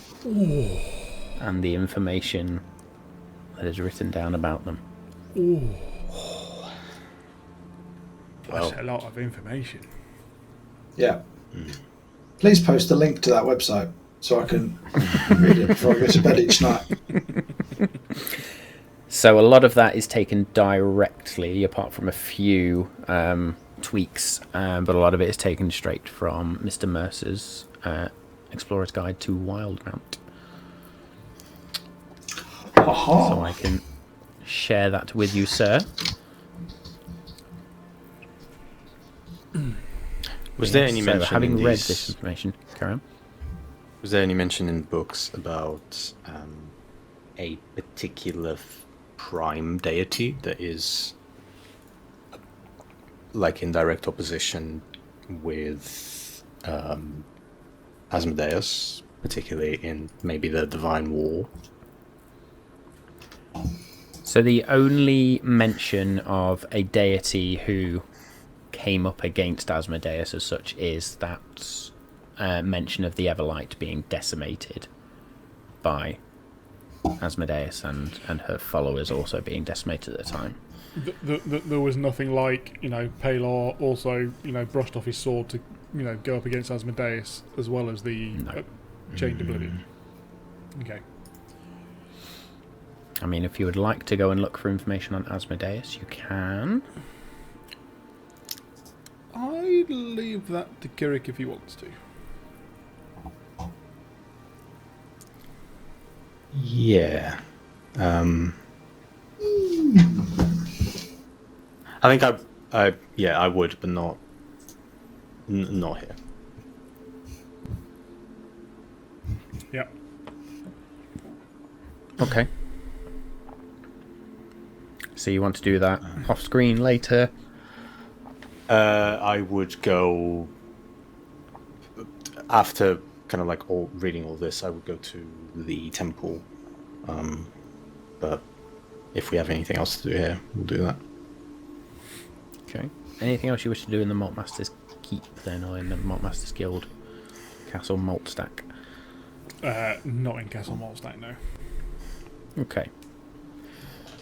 Cool. So I'll say you wander back to the house then. Kirik, you disappear off to the temple. And I think, given the time and that huge great lore dump there, I will allow you to process that for a week, and we will end it there for this week, and we will pick up in the temple next week. Oh damn! Oh, damn. So yeah, wow, that was a lot more information than I was planning on divulging tonight, but holy hell, that was awesome. Thank you all for sticking with us. I know some people love lore dumps, some people are just like, where's the combat? But it's D&D, people. It's all good fun. I'm going to take the rough with the smooth, so to speak, however you're so inclined. But thank you all who have tuned in to watch us. Apologies for the slight technical glitch in the middle there. We will figure out what is going on and get it ironed out. But yeah, huge thank you to all those tools we've used. You saw them at the beginning, so I'm not going to shout them out again. But also, well, I suppose D&D Beyond's the big winner for tonight for allowing me to pull those reference books back, for having my notes all kept together from those reference books. There's so much lore in there like that we've just dumped down. It's amazing. Be sure to go check out the podcast.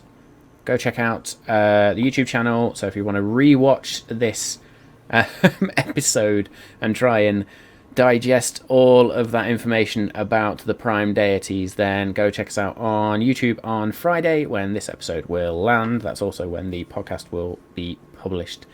And yeah, I think that will do for this week. So until next week, well, until Wednesday, I should say. And check us out Wednesday at 7:30 for Malt Magic and more. Well, we will try to unpack what the hell's just happened. But yes, until then, stay safe. Thank you for all the support once again. We love you all.